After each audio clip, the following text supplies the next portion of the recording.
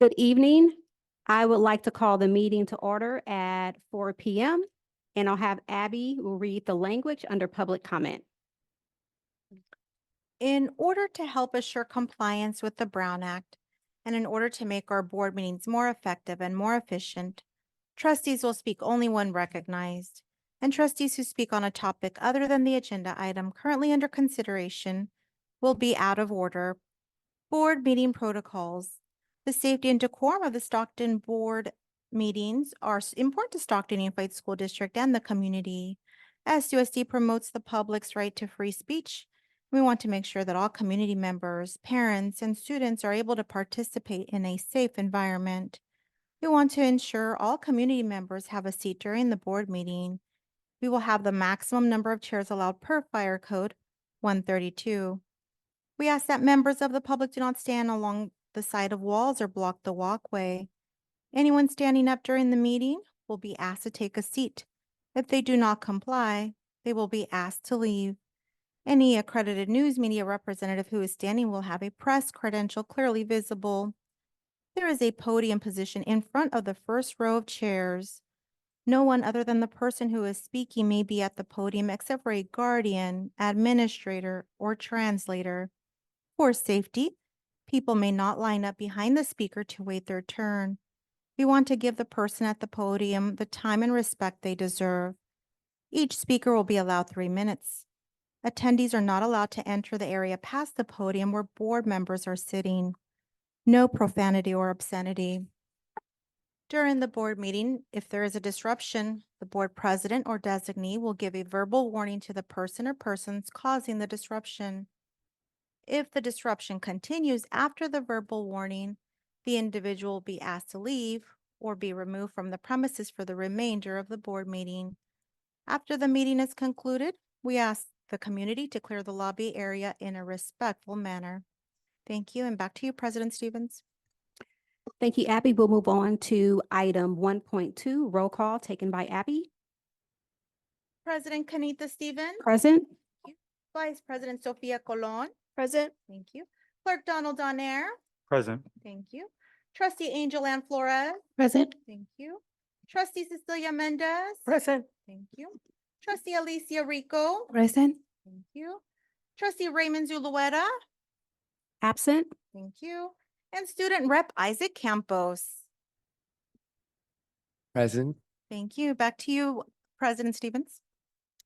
We'll move on to item 1.3, moment of silence for Ms. Deborah Williams, intermediate teacher at Marshall Elementary School, led by Vice President Colon. Thank you, everyone. It is with a heavy heart that we inform you of the passing of Miss Deborah Williams, our teacher. Miss Williams commenced her tenure in our district on February 21st, 1990, initially serving as a substitute teacher. From September 1st, 2002 through September 30th, 2007, she assumed the role of an intermediate teacher. Following that, from October 1st, 2007 to May 31st, 2009, she took on the responsibilities of a resource teacher. She made the decision to return to her previous position as a teacher, where she dedicated herself to serving the community from July 1st, 2009 to January 22nd, 2024. Miss Williams will be sorely missed by her colleagues, students, and families. We extend our deepest sympathies and condolences to Miss Williams' family and loved ones during this difficult time. Thank you. So we can have a moment of silence, please.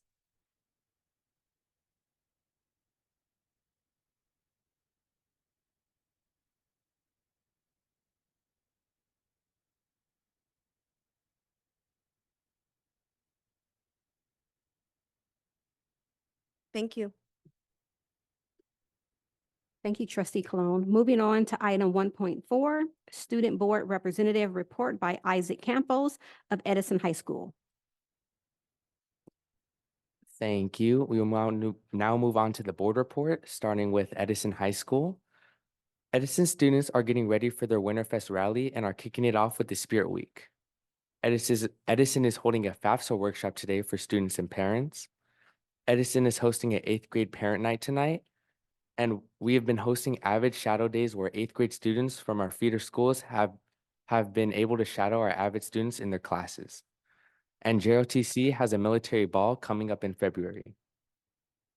At Edison Viking Athletics, girls soccer is in first place and battling for their first league championship in school history.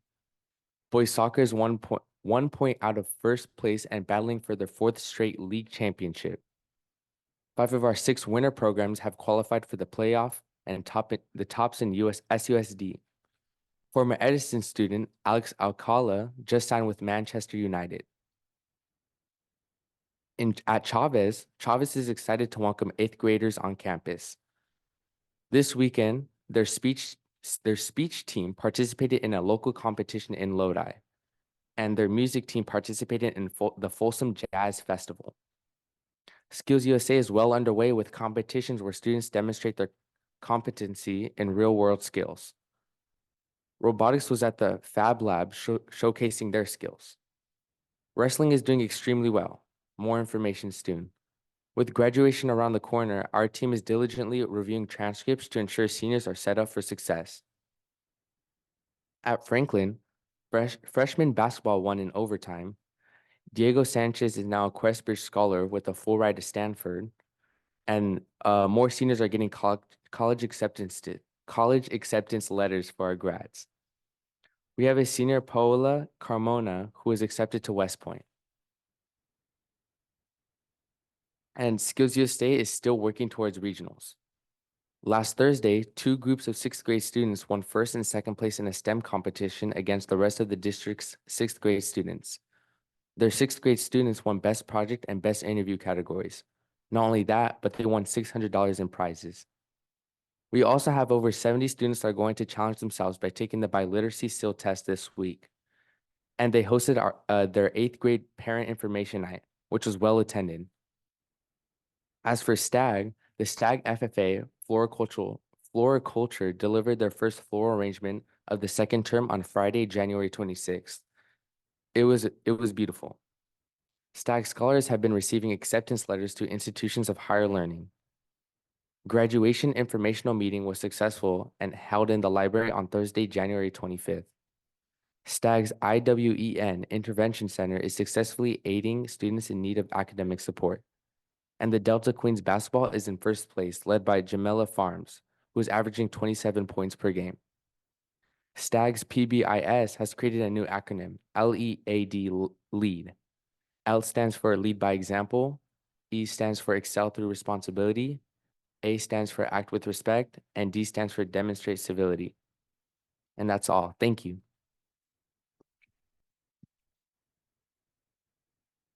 Thank you so much, Isaac. Moving on to item 1.5, student honoree, Mr. Harmeet Singh, PLA student. Mr. Martinez, principal, we'll ask for you to come up to the podium. Okay. Good evening, Board President Kenita Stevens, Superintendent Dr. Rodriguez, and Board Trustees. It is my great honor to present to you our PLA student honoree. I'm Mr. Martinez, the principal. Before I get to him, I'm going to give a few of his stats.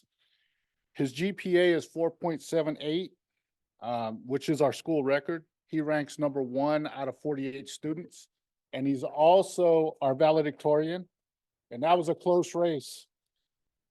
He's an AP scholar with honors. He has been selected to serve as the SUSD alternative student representative for the board meetings. He's one of 12 to receive the 2023 mock trial competition top attorney award for San Joaquin County. Some of his extracurriculars, he's our associated student body president, and he's a president and founder of both STEM and MESA clubs at Pacific Law Academy. It gives me great honor to introduce our student honoree, Senior Harmeet Singh.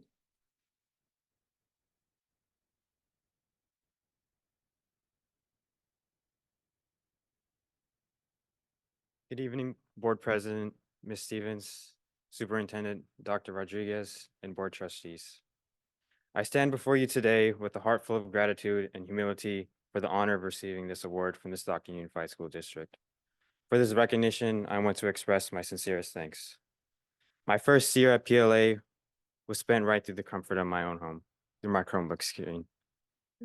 It was my sophomore year when I would take my first step on campus and begin my journey at PLA. During that year, I believe it was one moment that changed everything for me, a spark that ignited a much greater flame. When I founded my first club at PLA, I scurried around the school asking everyone to join to meet the requirement of 15 members. My friends, friends of friends, and even total strangers. I believe that it was this giant leap out of my comfort zone, which allowed me to become the person I am today. It tore down walls that stopped me from doing what I was passionate about and thus led to my development. But despite what I've accomplished, I'm not here because of only myself.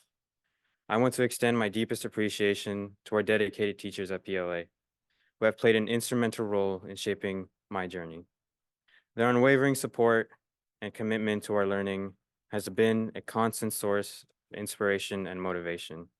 It is through their belief in each student's potential that we at PLA find the courage to strive for excellence. Also, to my friends who have supported me for these 3 years and stayed by my side through thick and thin, I'm truly grateful. To my family who's here, they have been the pillar of my strength throughout this journey, and I express my deepest gratitude. Your love, encouragement, and sacrifice have been the driving force between all that I do. This award is as much yours as it is mine.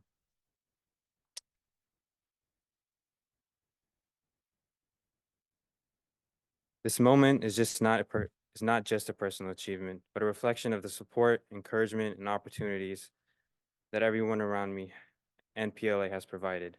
It is a reflection of the collective efforts of our school community, and I am truly honored and humbled to receive it. Thank you. We're going to ask you and your principal, Mr. Martinez, and your family to come up for a group photo.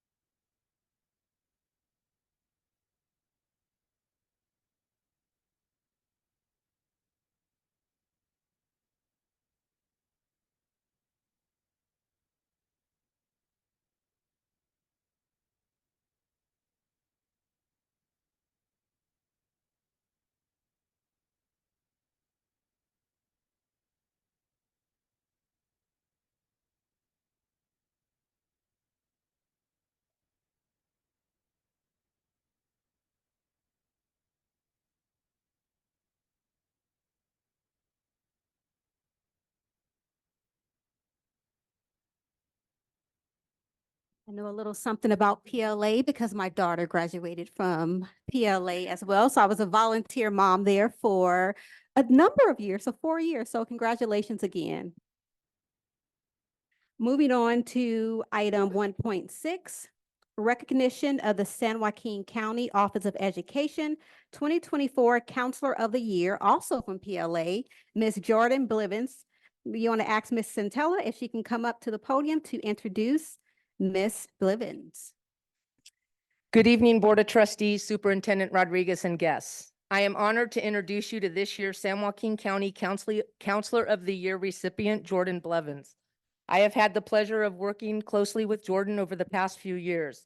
She has consistently demonstrated exceptional school counseling expertise, leadership qualities, and a genuine commitment to community service. I've also had the privilege of working alongside Jordan and have witnessed her growth as a school counselor and leader. Jordan has consistently excelled in her job, maintaining a heavy caseload and earning recognition as the SUSD School Counselor of the Year in 2022. Her dedication to her students is evident in her consistent performance and her thirst for knowledge. Beyond her professional achievements, Jordan has actively engaged in numerous extracurricular activities. She has been an invaluable asset to our school community, serving as a mentor to other counselors and sharing her expertise and experiences to help them navigate the challenges of their roles. Jordan has also played a pivotal role in her school's success as a recognized ASCA Model Program School of Distinction. Her leadership and dedication were instrumental in achieving this prestigious recognition. Sorry. Furthermore, Jordan has gone above and beyond in her commitment to the field of counseling. She has taken on the role of lead ramp reviewer, demonstrating her deep understanding of best practices in school counseling and her ability to critically evaluate counseling programs. Additionally, she has served as a board member for the California Association of School Counselors, where she has actively contributed to the advancement of the profession and advocated for the needs of students. I have no doubt that she will continue to thrive in SUSD and continue to make significant contributions to the profession of school counseling. Oh, I thought I was timed. With no further ado, I would like, breathe. With no further ado, I would like to welcome this year's San Joaquin County Counselor of the Year recipient, Ms. Jordan Blevins.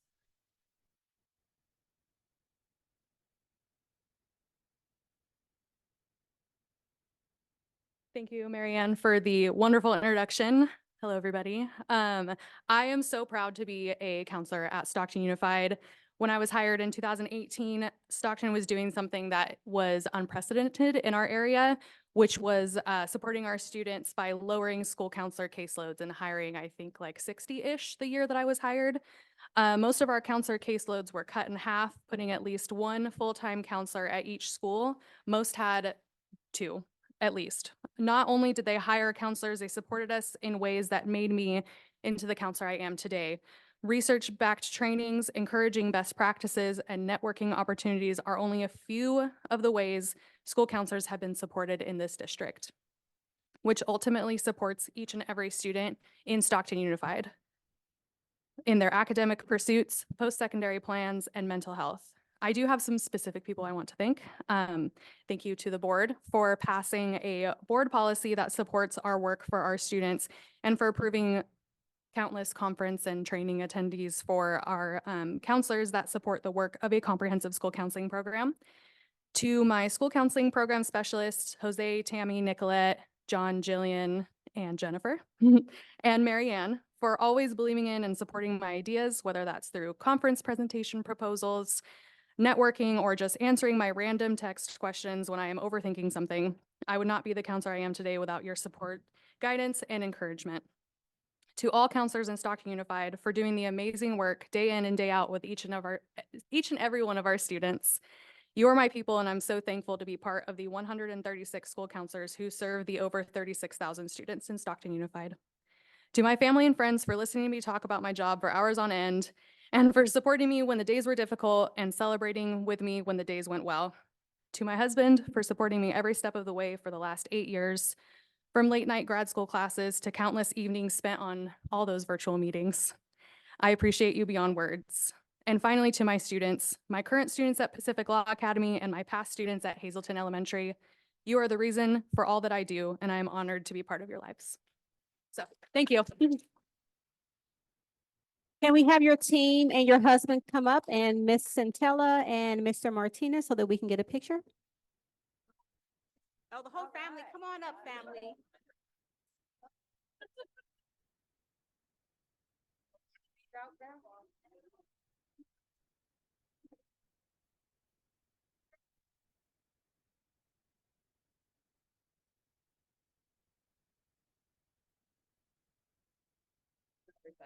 We're slow.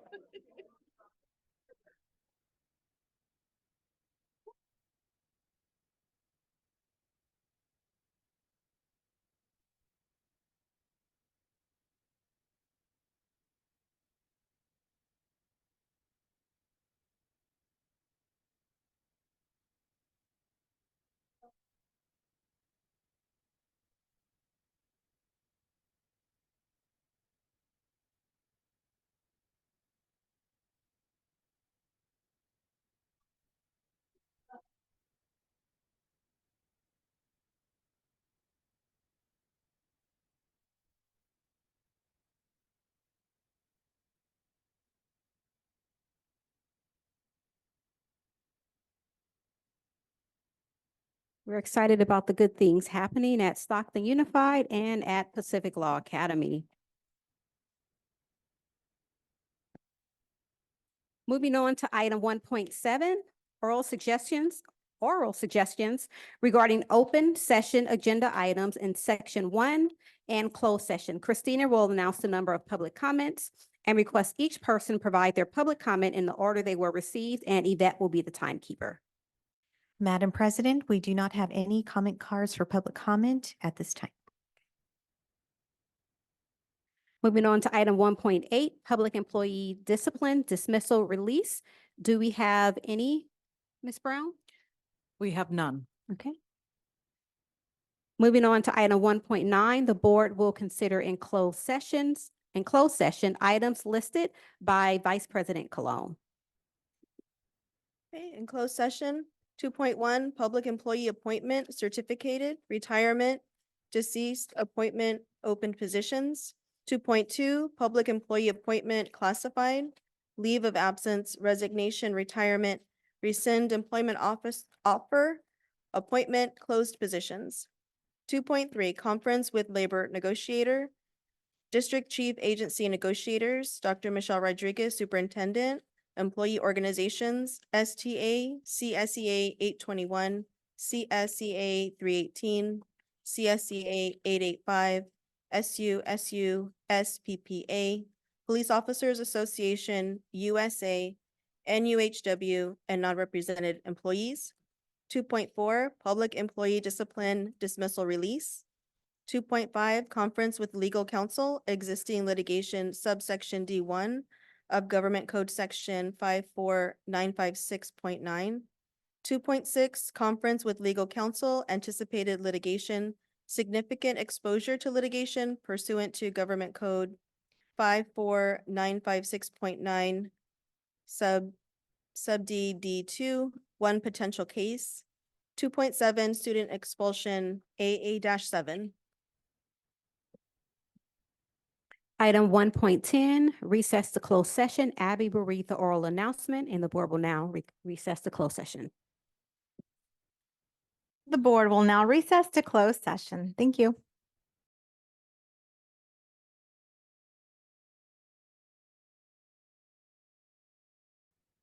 Okay, we'd like to call the meeting back to order at 5:37. And Abby will read the language under public content. In order to help assure compliance with the Brown Act, and in order to make our board meetings more effective and more efficient, trustees will speak only when recognized, and trustees who speak on a topic other than the agenda item currently under consideration will be out of order. Board meeting protocols. The safety and decorum of the school board meetings are important to Stockton Unified School District and the community. SUSD promotes the public's right to free speech, and we want to make sure that all community members, parents, and students are able to participate in a safe environment. We want to ensure all community members have a seat during the board meeting. We will have the maximum number of chairs allowed per fire code, 132. We ask that members of the public do not stand along the side of the walls or block the walkway. Anyone standing up during the meeting will be asked to take a seat. If they do not comply, they will be asked to leave. Any accredited news media representative who is standing will have a press credential clearly visible. There is a podium position in front of the first row of chairs. No one other than the person who is speaking may be at the podium except for a guardian, administrator, or translator. For safety, people may not line up behind the speaker to wait their turn. We want to give the person at the podium the time and respect they deserve. Each speaker will be allowed 3 minutes. Attendees are not allowed to enter the area past the podium where board members are sitting. No profanity or obscenity. During the board meeting, if there is a disruption, the board president or designee will give a verbal warning to the person or persons causing the disruption. If the disruption continues after the verbal warning, the individual will be asked to leave or be removed from the premises for the remainder of the board meeting. After the meeting is concluded, we ask the community to clear the lobby area in a respectful manner. Thank you, and back to you, President Stevens. Thank you so much. We now have item 4.1, Pledge of Allegiance, led by Kennedy Elementary Plus students with their principal, Ms. Chen, Miss Lee, and Mr. Love. If we can all rise.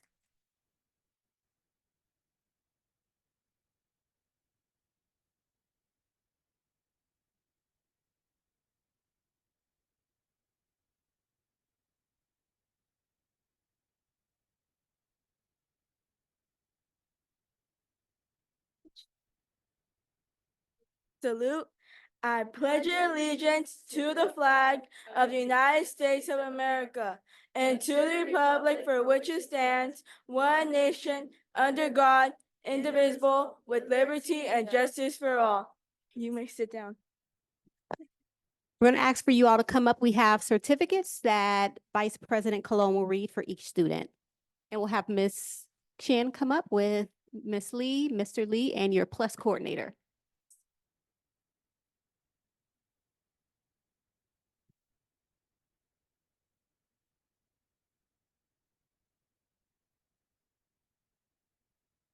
Okay, first certificate, Spencer Villa.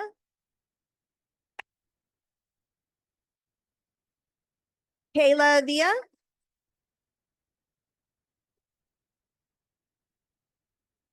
Neymar Garcia. Alice Castillo. I hope I pronounced that correct. Allison Gonzalez.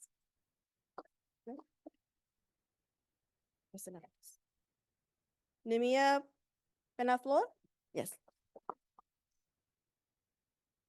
And Brenna Bielsul? No? Okay. That's all I have. So, yeah. Okay. Yes, we'll announce your names. Want to announce their names? Go ahead, give us your name. My name is Ian Enriquez. My name's Nia Gates. I will have you all come up and take a picture.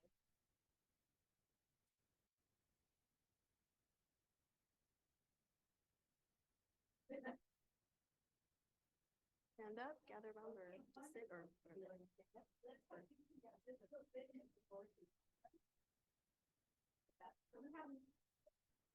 I'm Mrs. Lee, I'm one of the plus leaders at Kennedy.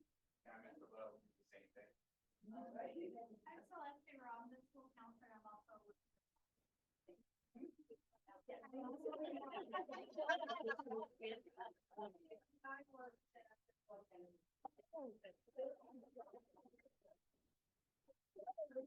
Group photo, 1, 2, 3, 1, 2, 3, and then a backup one real quick.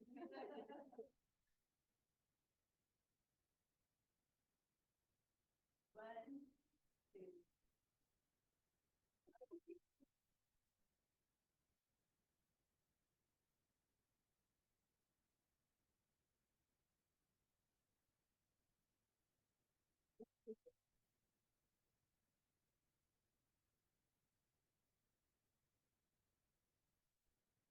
All right, thank you so much to the Kennedy Plus team. Let them get settled first.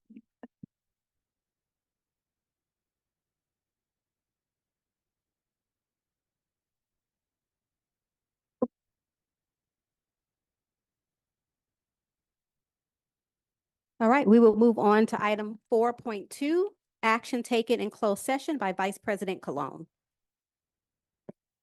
Okay. We have board motion to approve item 2.1, public employee appointment certificated with 6 yes, 0 no's, and 1 absent, being trustee Zulueta.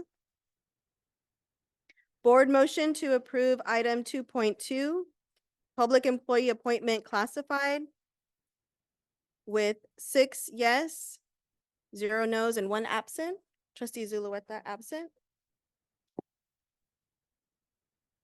Item 2.3, conference with labor negotiator, no reportable action. Board motion to approve item 2.4, probationary release of 1 office assistant with 6 yes, 0 no's, and 1 absent. Trustee Zulueta being absent. Board motion to approve release of 1 classified employee with 6 yes, 0 no's, and 1 absent. Trustee Zulueta being absent. Board motion to adopt hearing officer recommendations to terminate a classified employee with 6 yes, 0 no's, and 1 absent. Trustee Zulueta being absent. Item 2.5, no reportable action. Item 2.6, no reportable action. And item 2.7, discussion only. Back to you. Thank you so much, Trustee Cologne. We'll move on to item 4.3, order of agenda, and we have one green sheet. At the request of Ms. Joanne Warris, interim chief business official, the following agenda item is being pulled from the January 30th, 2024 board agenda. Item 14.6, approval of First Amendment to expand the lease premises and the third renewal of the extended term at 1541 East March Lane and terminate the lease at 1507 East March Lane. Now Christina will read the oral announcement. This is the opportunity for the Board of Trustees to make any changes to the order of the agenda. Otherwise, the order of the agenda will be as published. Thank you. Is there a motion? Madam President, I know that I didn't send you an email or anything like that, but I would like to pull 11.4 if it would be possible. I just want to discuss it with you right now. You're gonna move it to action, 11.4? To pull it. I wanted to pull it. I know I didn't say anything, but last time me and you have a conversation a little bit, but it's just my concerns by 11.4. Are we at the point of pulling or are we at the point of approving the order of agenda? Just the I order. was just asking the a order of question to my agenda. Madam President. Yeah, just the order of agenda.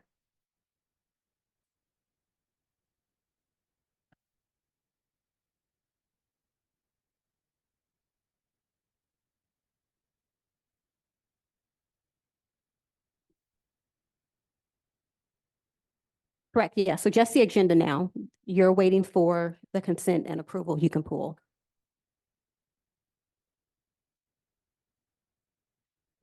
Does legal have, Madam President, this would be the time to pull an action item off the Okay. agenda. okay. And if there's pushback for pulling the item, I don't agree with pulling it.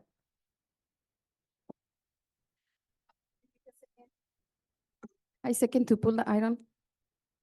The board votes on it? Okay. Vote to pull. Yes, if there is a motion. Okay, so there's a motion to pull and a second. Any discussion?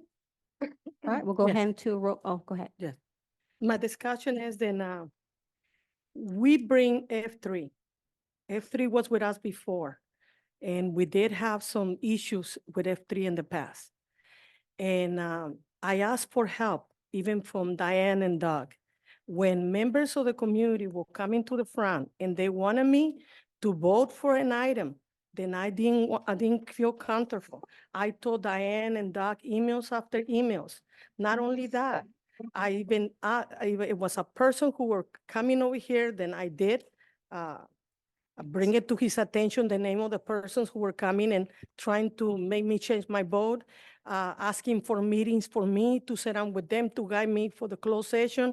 To be honest, it was a very hard time and dark time, but I just feel that we need to make a change for a new law firm, then to start in a new thing for ourselves. And you are my new president, and I want a chance for this district to come out of this mud, all this stuff, then back and forth, has been back and forth and back and forth, and calling me, and I bring to the attention of the attorney what was going on, everything, names and everything. I was transparent with the F3, but I did not receive any help, not even to protect my district. I did not receive the help because these people will not stop. So I had to go to another agency, then they already are taking care of that issue in a different matter. But the situation is, then I didn't have to go through this stuff if our firm would be helping us to really find out the truth and not just gossip and talking and talking and talking. It is not good for our district. This is not good. We have a new superintendente. I want to give her a chance. And I hope then everybody give my superintendente a chance to thrive, to work with everybody so we can heal from all this pain and suffering back and forth, and to move on to be a productive society than we're supposed to be. I did notify the law firm. I did, was transparent and say everything, but everything went to deaf ears. Okay, Thank any you. other discussion? Yes. Go ahead, trustee. Sorry, trustee Flores, sorry. F3 came through a committee. They went through the proper processes to be our legal counsel. They have been present. They have taken a lot of abuse. They have been verbally abused. They have been attacked. They have been antagonized. And yet they still remain here and give us honest and ethical answers. I've never had any issues with this law firm. They have even provided information that was not in my favor, that didn't make me look so great, but because it was their job, it's what they did. And so I think at the end of the day, they do what they need to do. And if they're not doing what we want them to do right away, because being harassed by board members, I'm surprised that they haven't issued a complaint against our district. Madam I'm President, surprised. I let you speak, let me speak. Not to mention that every time some of these board members don't hear what they want to hear, they right away want to get rid of our law firm. Compared to the law firm that we just came from, who was giving us unethical, illegal advice that got us into trouble today, that was costing us more money today, that we're coughing out for other lawyers to fix the work of the law firm that previous board leadership had brought on and approved. So they were the cheapest, they were the best, and they do their job under hostile environments. Madam President, Yes, trustee. I'm Deb. gonna say this. Then I respect her passion or Mrs. Flores, but I disagree for whatever she say. This district went through a chaos and a nightmare, then I don't wish it to nobody and to any board member in California. And I'm gonna tell And you were a guys, part of that. no. I Order, totally order, disagreed, and I'm order. not gonna continue rebuttal with you. I'm just letting you know, then it's time for us to make a difference, to make a choice, and to give this lady a chance and to this district to flourish and heal the wounds. Thank you. Thank you so much. We'll go ahead and call for the vote. Can I just add a last comment on that? Go ahead. Okay, I just want to say something and I want to say it quick. I don't have nothing against F3. The only thing that I can say is when I was, harassed because the way I speak English, because many other things that I'm gonna mention here, but the community knows. I went and I asked for support. I sent emails, emails and emails and emails, calls and messages, and I never, ever have a response.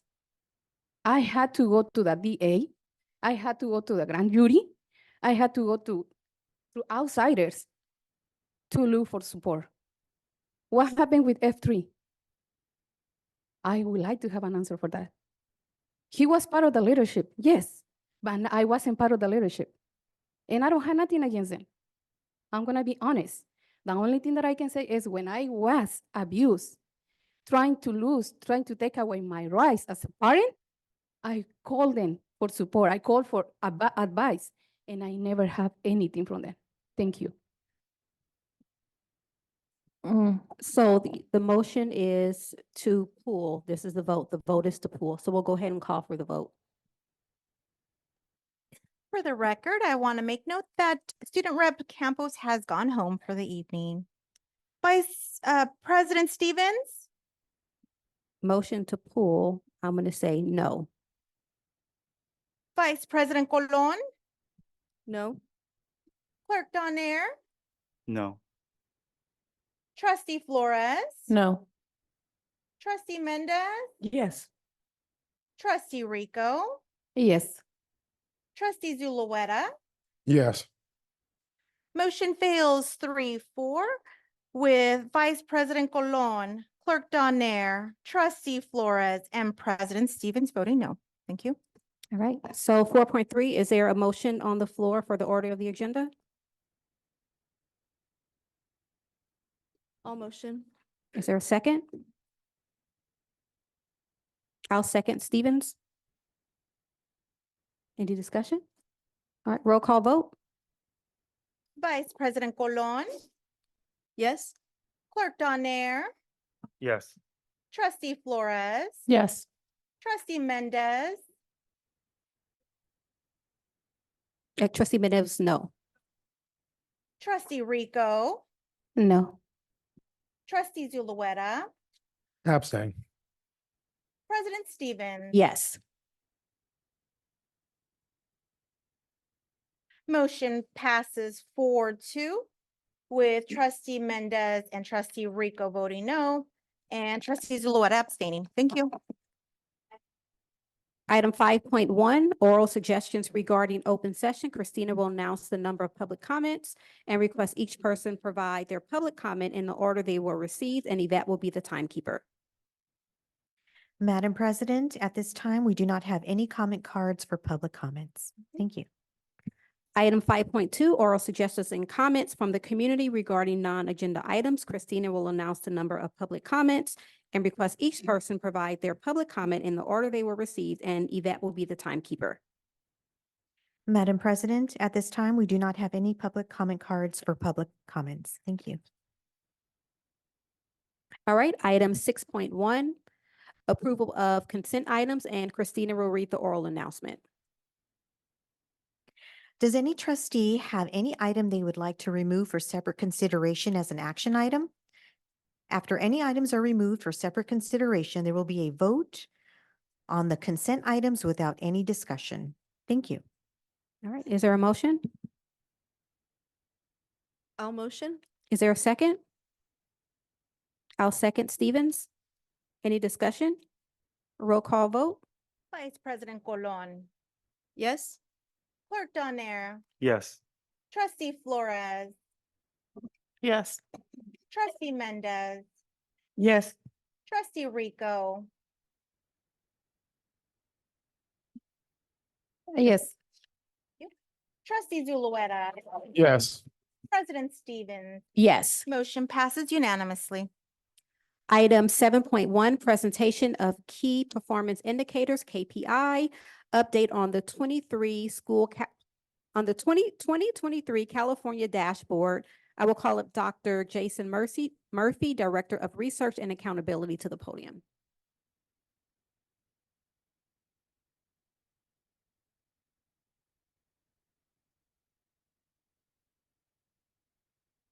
Good evening, President Stevens, Vice President Colon, members of the board, Superintendent Rodriguez, Cabinet, and guests.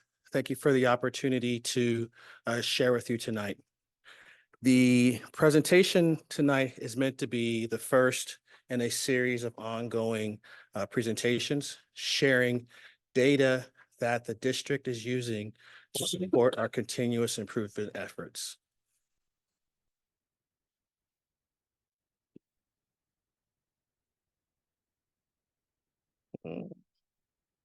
Doesn't seem to be working. But so it looks like how does a 4x4 support when we still have a huge number of students not completing high school? I see Mr. Clappenback's getting ready to Okay. respond, but Go ahead, Mr. Kloppenbeck. it's a complex, the answer, or what response is that it's complex. Many factors are impacting graduation rates. And again, I want to emphasize that is why Dr. Rodriguez's introduction of KPIs and doing a transcript analysis is powerful, because many factors impact graduation rate beyond the structure of the school program. And so there's just many things that impact it, including the mobility of our students, the transitory nature of what's going on with our chronic absenteeism rate. And these things are not correlated at all with the structure of the school, which is been shown through data to actually be very successful. So I would love to add on to what Dr. Murphy stated. I think number one, he is correct. It is a very complex issue, right? It doesn't just come down to, oh, the 4x4 schedule is a fix and solves all of the problems. It's deep rooted in the courses that we're offering district-wide right? How our students are actually learning as they move up the grade level. So that's why we're using the KPIs to make sure that our students are moving up and they're reading our goal by third grade. And then lastly, the master schedule, right? So we have taken on a big chunk of the master schedule work this year. Mr. Biederman and the team, they have been, we have brought Synergy out to train our administrators on how to develop more efficient and effective master schedules to provide those opportunities as we measure the growth for our students. So we will continue to work on making sure our master schedules do our students justice. Thank you. So I do have another question. I thought I just had one. How do we engage these students too, right? So we have a good number that still they're not completing high school. How are we engaging and going after these students and then flagging them prior to 12th grade to ensure that they are complete? And then just to be honest, like, is the 4x4 schedule really living up to the hype? Does it really serve our students? I understand there's a lot of factors, but does it really serve our students to have the 4x4 schedule and to be able to complete high school and go into career college? So that's a loaded question again sorry. about the 4x4. So I don't think it's an absolute where you can say a 4x4 schedule is not the answer. It's how we're actually designing the 4x4 through the master schedule. So we are looking at, we will be, because it's not this small little fix, right? It's complicated. We are going to continuously look at how our 4x4 schedule is serving our students. We're already looking at it and examining a team, and we'll be bringing more people in. We just had this discussion actually with a team today too about how are we monitoring the success of our students. So I know between the counseling department and the ed services department, we are looking at student success plans, right? And learning plans to make sure that they are getting the credits that they need to along the way, and the master schedule is serving them. And so those are a couple things that we're doing right now to prioritize this.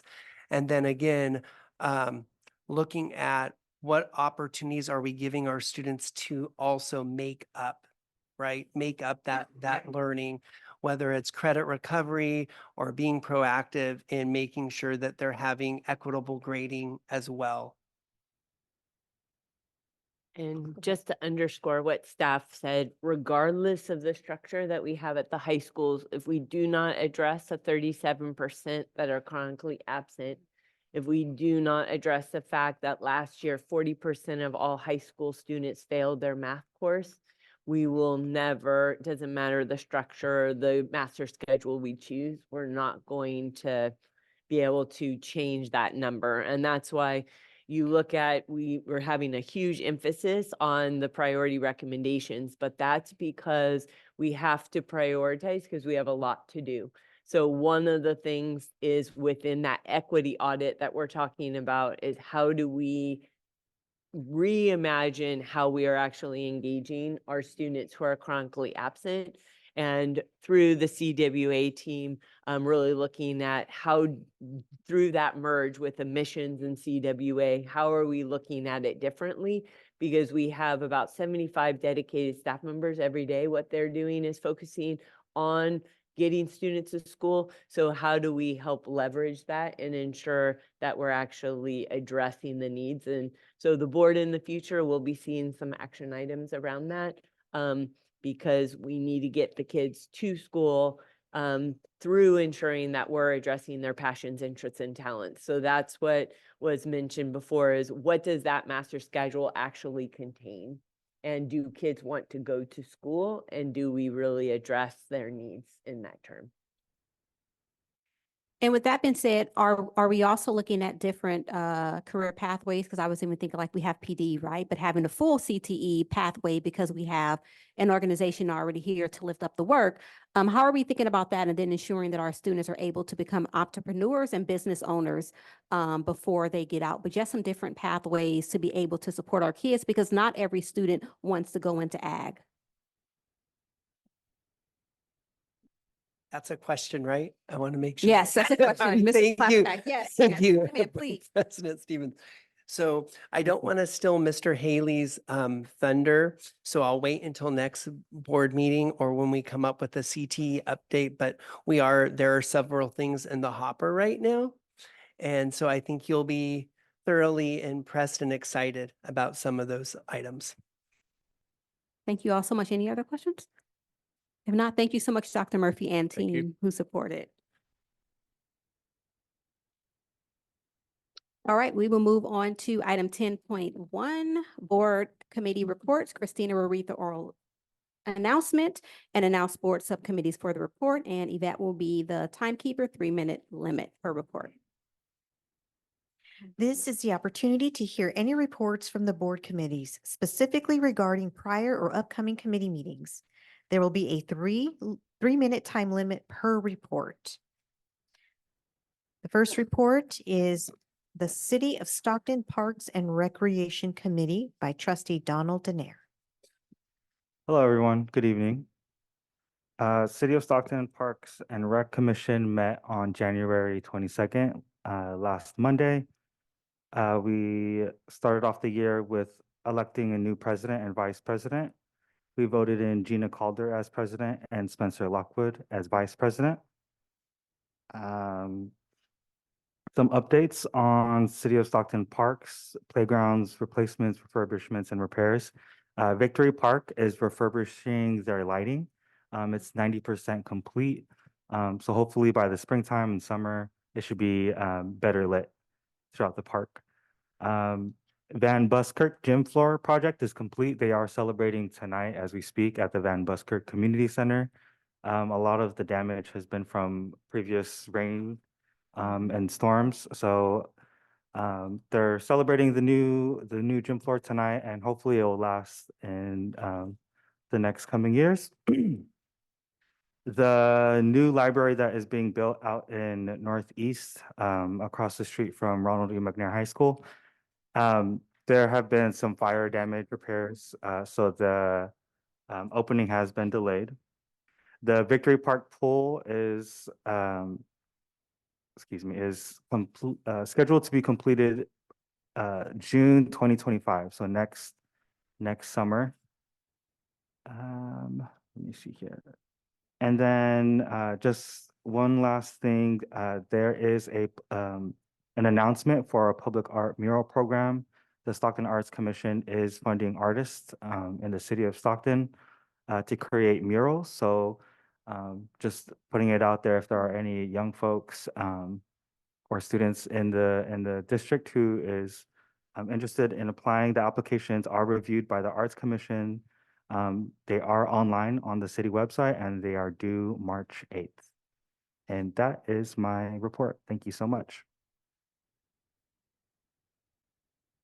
Madam President, this concludes item 10.1, board committee reports. Okay, so just, we didn't announce before, so we're only announcing active reports for committees that have actually met instead of us going down the list to talk about committees that didn't meet or to tell you when the next meeting is. We're only going to facilitate the meeting better, talk about the ones that were active and that did occur in the previous time before the meeting. All right, moving on to item 10.2, brief reports from trustees. Christina will read the oral announcement and Yvette will be the timekeeper of 3 minutes. This is the opportunity for each trustee to make a brief announcement or to give a brief report on their own recent activities at the district pursuant to Brown Act Government Code Section 54954.2A3. There will be a 3-minute limit per report. All right, we'll start to my left with Trustee Mendez. Thank you, Madam President.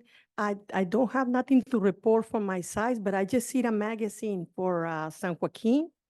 And I was very interested to see a stack and the technical education and everything, all the kids in here. Also, job program. Very interesting. Also in the back of the magazine, we need your input on LCAP. This is what I like. Everybody in San Joaquin County, many delegates are talking about the publicity that we're having good in this district. The good things and the scenes that are coming here. And I'm very impressed of what The superintendent is working very hard on this, and I can see her in pictures here with children. This is very good for everybody who works in the job program, for staff, for all the students of Stockton Unified District. It is wonderful to see that we are in such a prestige magazines and to see this and it's in English and Spanish. This is what the parents like, positive things, moving forward. Let's work on that. Thank you. All right, thank you. Trustee Zulueta?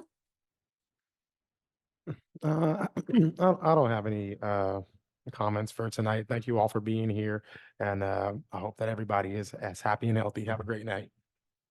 All right, thank you, Trustee Zulueta and Trustee Rico. Good evening, and thank you for being here today again. I don't have much to report because we was on winter break, and then when we came back, I was really ill for 2 weeks, and I barely coming up. But that means that if I can go to my school sites. I've been in touch with parents, and they let me know what's going on in there. And sometimes I send emails to the principals. One of them, not all of them reply me back, but to those ones who just reply me back and let me know what's going on in there, I wanted to say thank you so much. And I'm here for the students and for everyone who wants to do the best for our students. And also, I remember, I can't recall it was on the last meeting before we went to winter break. I bring it up about the issue that's going on in Roosevelt School. So on Sunday afternoon, I received a call from a parent. She was really upset about everything was going on in there. Please, I don't know how to ask or who I need to go to just look for the support that the school needs. Because how Mr. Murphy mentioning right now, and Superintendent Dr. Rodriguez, we need a place that where our students need to feel safe to learn. If they not feel safe, they're not gonna be learn. So teachers are afraid to be in the classrooms. Parents are afraid to send their kids to school. There are fights every single day. They are on the social media. So if you guys want to find out, just go and look over the social media. It's really sad that it is the smallest school that we have here in the district, and nobody is paying attention to that. What are you waiting for? For the student get to be harm another student, and then we can go in there and say, oh, we didn't know those things are happening here? Please. If you guys not able to help me, please let me know where I need to go. Because I'm came to you guys because we are one district that we are serving to all the students, not only once, to everyone, every student. They deserve the best. And we are focusing on things that is not important to the school. We are focusing on issues that is between a parent who is volunteering there for so many, many years and the secretaries. And we are forgetting about all the issues, all the fights, all the harassment, all the bullies, and everything. I know maybe this is not what, thank you. Thank you, Trustee Rico. Trustee Cologne? Good evening, everyone. So I'm just gonna try to keep this within my time limit. I was able to participate in quite a few activities. I was really proud to be at the Cleveland Schools Remembers 35th Anniversary Memorial. I also attended the Special Schools Fair, which was pretty amazing. It was at Edison's gym. We showcased all of our specialty schools. And then on the other side of campus was the science fair. So I got to peek into that too, and that was really exciting to see K through high school activities and experiments. So that was really fun. I attended the LCAP Family Engagement Meeting at Henry Elementary. And that was very informative. So thank you, Tiffany Ashworth, for putting that on. It was a good discussion. I think some of the parents asked some really interesting questions. And so there was some activity also involved with that too. It was a really good meeting. The next one is February the 9th at Madison. And then on February 16th at Weber Tech, so really looking forward to that. I was also able to attend the screening of the documentary Right to Read at Franklin.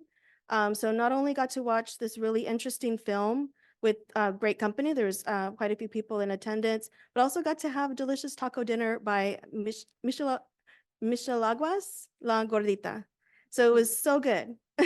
And they also had a taco dinner at Chavez. And then I forgot to write down when the next screening is, but it's going to be at an elementary school. Flora, and I'll, if you know that, maybe you can. Okay, so make sure to attend that. It's a really interesting documentary that follows the lives of advocacy families and how they were able to increase their literacy in early childhood education. Also, finally, my daughter and I got to attend the LULAC Crab Feed, which was just a wonderful opportunity to see the community come together and support such a wonderful organization. That fundraiser fuels so many scholarships that then benefit students, and a lot of those students are our Stockton Unified students. So it was a really wonderful event. Looking forward to celebrating African American Black History Month with Schoolyard Rap this Friday. So really excited that a lot of our schools already experienced this wonderful, entertaining, educating group, and now the public will get to enjoy it as well. So that's this Friday. Also, this month is the opening of the 93rd annual Robert T. McKee Student Art Exhibition at the Hagen Museum. And I didn't know this, but it's the longest running student art showcase in the country. So if you can make it out there, please do. It opens on the 1st and it'll be running through March 17th with the reception on February 3rd. And then lastly, my Coffee with Trustee Cologne is Saturday, the 17th, 8 to 10, DF Donuts. You just made it in time.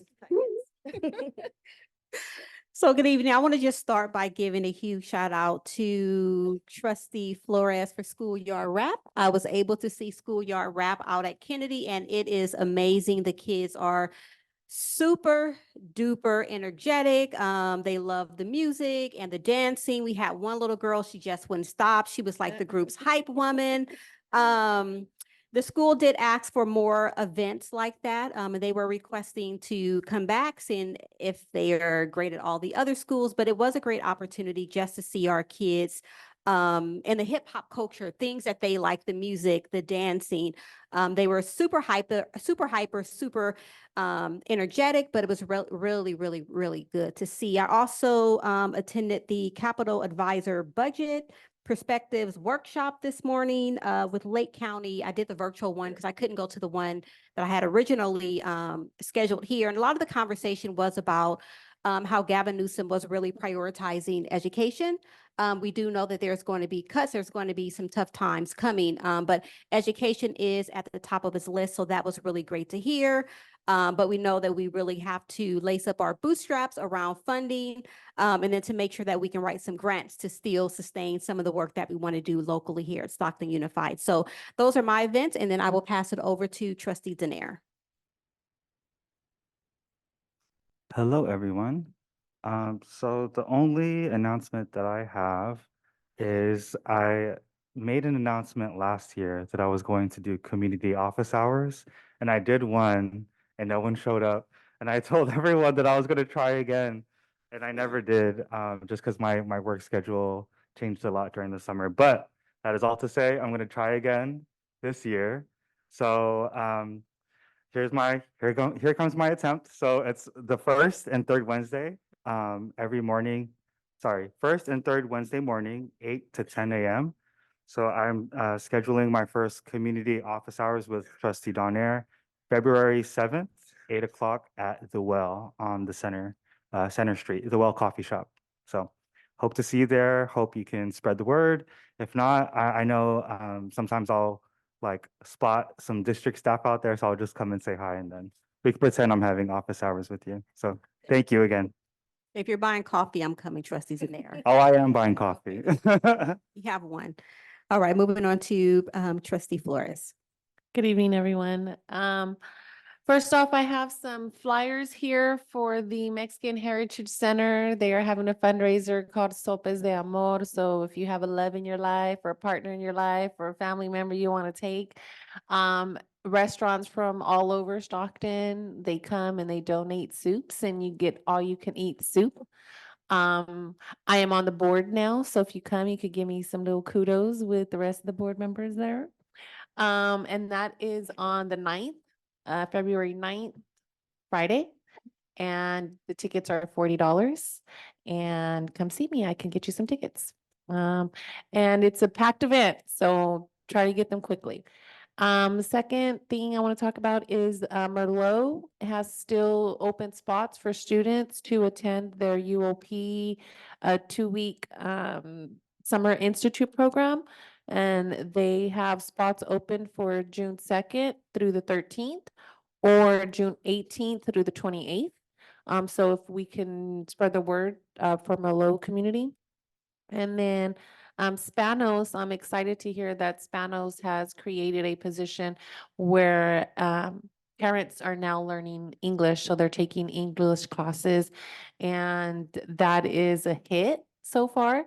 And I think other schools are asking for it now, is what I'm hearing. So I know that the teacher that was teaching that class is now at 2 school sites. So I'm excited to hear about that. And then during the last board meeting, I forgot to mention and give kudos from the MLK event. I know I was there. I didn't get put in any photos or anything acknowledged that way, but it's okay. I was there, and Dr. Ramirez and Tiffany and Dr. Murphy were also given recognition at that event as well for all of the work that they do for the African American PAC group. And so they were given special acknowledgements from Susan Eggman and her office. I don't know if anybody else was at that office that day, but I know that they did, and that's a big thing. So you guys continue to rock and shine on. And I think that's it. All right, Have a thank good night. you, Trustee Flores. Moving on to item 10.3, approval of minutes, December 12th, 2023, regular board meeting. Is there a motion? Motion Cecilia Mendez. All right, is there a second? Second. Second by Daenerys. Any discussion? Roll call vote? Vice President Colon, Yes. Clerk Donaire, Yes. Trustee Flores, Yes. Trustee Mendez. Yes. Trustee Rico, Yes. Trustee Zulueta, Yes. President Stevens. Yes. Motion passes unanimously. Item 10.4, approval of minutes, January 16th, 2024, regular board meeting minutes. Motion Cecilia Mendez. Is there a second? Second. Second, Daenerys. Is there any discussion? Roll call vote? Vice President Colon, Yes. Clerk Donaire, Yes. Trustee Flores, Yes. Trustee Mendez. Yes. Trustee Rico, I'm staying. Trustee Zulueta, Yes. President Stevens. Yes. Motion passes 6-0 with Trustee Rico abstaining. Item 10.5, approval of resolution number 2350, resolution of trustee Alicia Rico, compensation for missed board meeting. Is there a motion? Motion Cecilia Mendez. Is there a second? I'll second. Any discussion? Roll call vote? Vice President Colon, Yes. Clerk Donaire, Yes. Trustee Flores, Abstain. Trustee Mendez, Yes. Trustee Rico, Yes. Trustee Zulueta, Yes. President Stevens. Yes. Motion passes 6-0 with Trustee Flores abstaining. Item 10.6, approval of resolution number 2351, resolution of trustee Angel Ann Flores, compensation for missed board meeting. Is there a motion? I will make the motion Cecilia Mendez. Is there a second? I'll second. Second by trustee Cologne. Any discussion? Roll call vote? Vice President Colon, Yes. Clerk Donaire, Yes. Trustee Flores, Yes. Trustee Mendez, No. Trustee Rico, I'm staying. Trustee Zulueta, He's absent. President Stevens. Yes. Motion passes 4-1 with trustee Rico abstaining and trustee Zulueta being absent and trustee Mendez voting no. Item 10.7, Stockton Unified School District Board of Education Brown Act and Public Records Request Review. We will have Ms. Namita Brown from F3 to the podium.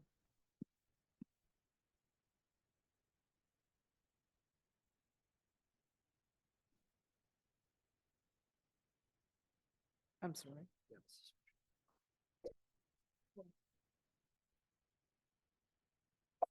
Okay. Good evening. Good evening. Thank you for this opportunity.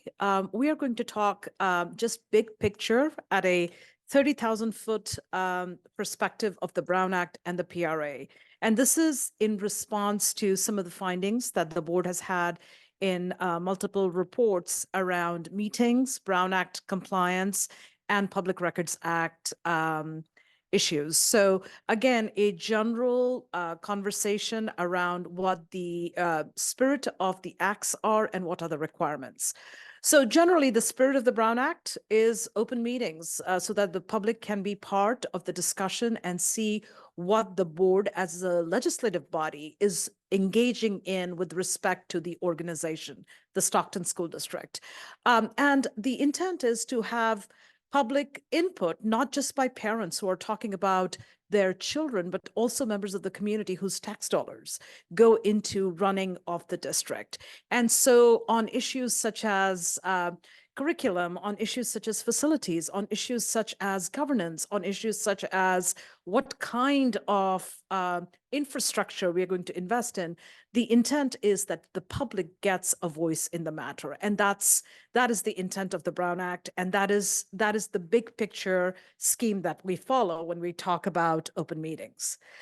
Okay, so I'm going to move on really quickly. What is a meeting? This is the most critical part. All of you as board members who come into the organization, you are initially taught about the Brown Act. And the fact is that as individual board members, you cannot convene and start talking about the business of the organization if it is not a regularly scheduled meeting or a special meeting. But if it's not a scheduled meeting, you cannot talk about it. And what do I mean by scheduled? The schedule is what we see, the agenda, right? You have a calendar that goes out that tells you every board meeting that the board is going to have. It'll have every regular meeting and it'll have every special meeting. It may not have a special meeting in the initial publication, but if there is a special meeting that is to be had, the law requires that there is certain notification that you give to the public. Regular board meeting, at least 72 hours prior to the board meeting. That's when our agendas are up. That's where all the backup documentation is up. Anybody in the public knows exactly what the board is going to be talking about at that board meeting. They have all the supporting documents. They have the agenda. They know that the board is going to be talking about X, Y, and Z. There are going to be some informational items and there are going to be some action items. For a special board meeting, it's a 24-hour notice window. And the staff here does a great job in making sure all the agenda is complied with, and it's on board docs that is available on your website. But the special board meeting requires a 24-hour notice for purposes of agenda posting. There are other extenuating circumstances which allow you to call emergency meetings. There are emergency meetings that you can call even within an hour, if you think that giving an hour's worth of notice is going to lead to harm or delay or safety, if a roof is collapsing or something like that. There are other protocols in the Brown Act that allow you to call a meeting without that notice piece that we talk about. But generally, a meeting is where all the board members are present, or at least a quorum, a majority. A quorum is present in order to have a meeting. And the intent is to, this is how the Brown Act defines it, to hear, discuss, deliberate, or take action on anything that is within your jurisdiction. And your jurisdiction is pretty large. You're talking about student safety, you're talking about curriculum, you're talking about student achievement, you're also talking about facilities upgrade, facilities bond issues, or whether or not you're going to go for a bond, what kind of special ed services enhancement that the board wants to bring in, what kind of transgender policy issues are you going to vote on? I mean, there's a lot of stuff. And of course, human resources and student services are the critical pieces, but those are all things that are defined within the meeting. And so the board meeting and how a meeting occurs becomes really critical. Now, this gets us into what I want to first talk about, and then we'll talk about serial meetings. So I was just hearing when Trustee Donaire was talking about his community hours and that he is going to have coffee, and President Stevens said, okay, you're buying coffee, I'm going to be there. If it's a social engagement, it's permissive.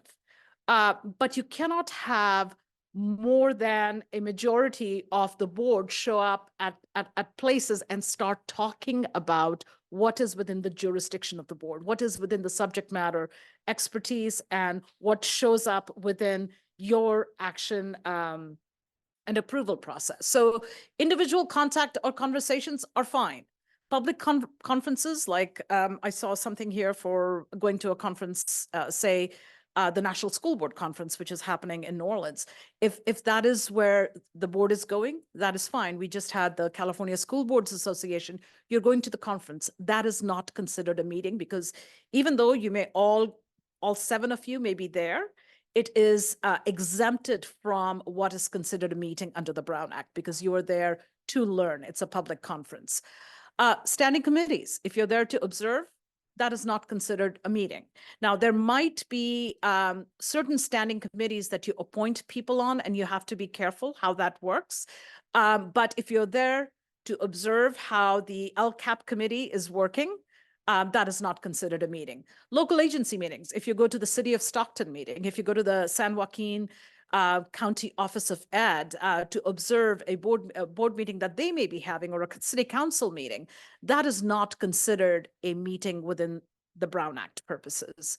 Community gatherings, crab feeds, the rap battles, none of that is considered a meeting, so long as, I want to be very clear, so long as if all 7 of you are there, you're there to hear, and I'm going to use the rap battle as an example. If you're there, and 3 of you, or 4, actually 4 or more, find yourself in a huddle and you start talking about the business of the board, then it becomes a meeting.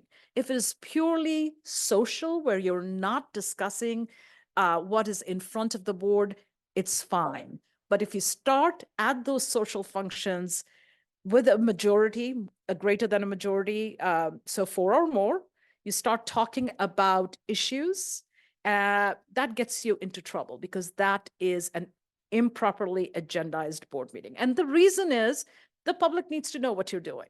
That's the thing. It's not about, you can't have a conversation to build to get more information or whatnot. It's not about that. It's about making sure that all the information that you get, the public sees that, the public sees what you are getting to vote, base your vote on. And at the end of the day, they are the ones who put you in office, and they need to be able to see whether your decision-making is open to them and how you vote. I mean, that's the bottom line. All of these issues are okay under the Brown Act, and it says, as long as there is no discussion of TPAA business, it should say agency business. So your agency business. Okay. Any questions on this so far? I know it's very basic, but these are things that are good reminders. This is probably the most important part. This is where most school boards get into, I don't want to use the word trouble, but this is where the line gets crossed a little bit. And that is what is called a serial meeting. So serial meeting is where you're not at a regularly scheduled board meeting. And Chief Franco, you and I can play 2 board members. Say we're a 3-member board, the 2 of us constitute a majority. And if we start talking about issues, we are having a meeting. But if it's a 5-member board, we are talking about this, and then you have 2 other board members talking about it somewhere else. Or they're not talking about it between themselves, but they have what is called an intermediary, somebody on their behalf that is carrying a particular opinion or a particular level of persuasion. And they are not majority conversations that are happening, but a majority of the board has been impacted by that conversation because it's happening in different places. That is called a serial meeting. And that is problematic. It is a straight violation of the Brown Act, because you cannot reach a consensus or you cannot reach an opinion till you see all the evidence which comes in front of you at the board meeting. It shouldn't be side conversations that are happening. Again, in my expertise, this does not happen very frequently amongst board members, but it happens when, it can be innocuous. So for example, somebody who's a parent leader, I'm just using an example, hypothetically, they may come speak to you and a couple of other board members, and then they go back and speak to another couple of board members, and they communicate what you said to them on this issue that is in front of the governing board. That can lead to the problem of a serial meeting. So you've got to be very, very careful, and you've got the state and the government code really interested in making sure that there are no conversations happening amongst the members of school board, city council, in other forums other than properly noticed meetings. And a couple of things here that I want to point out. There is a new law that says, with respect to board members, and it's been around maybe for a year now.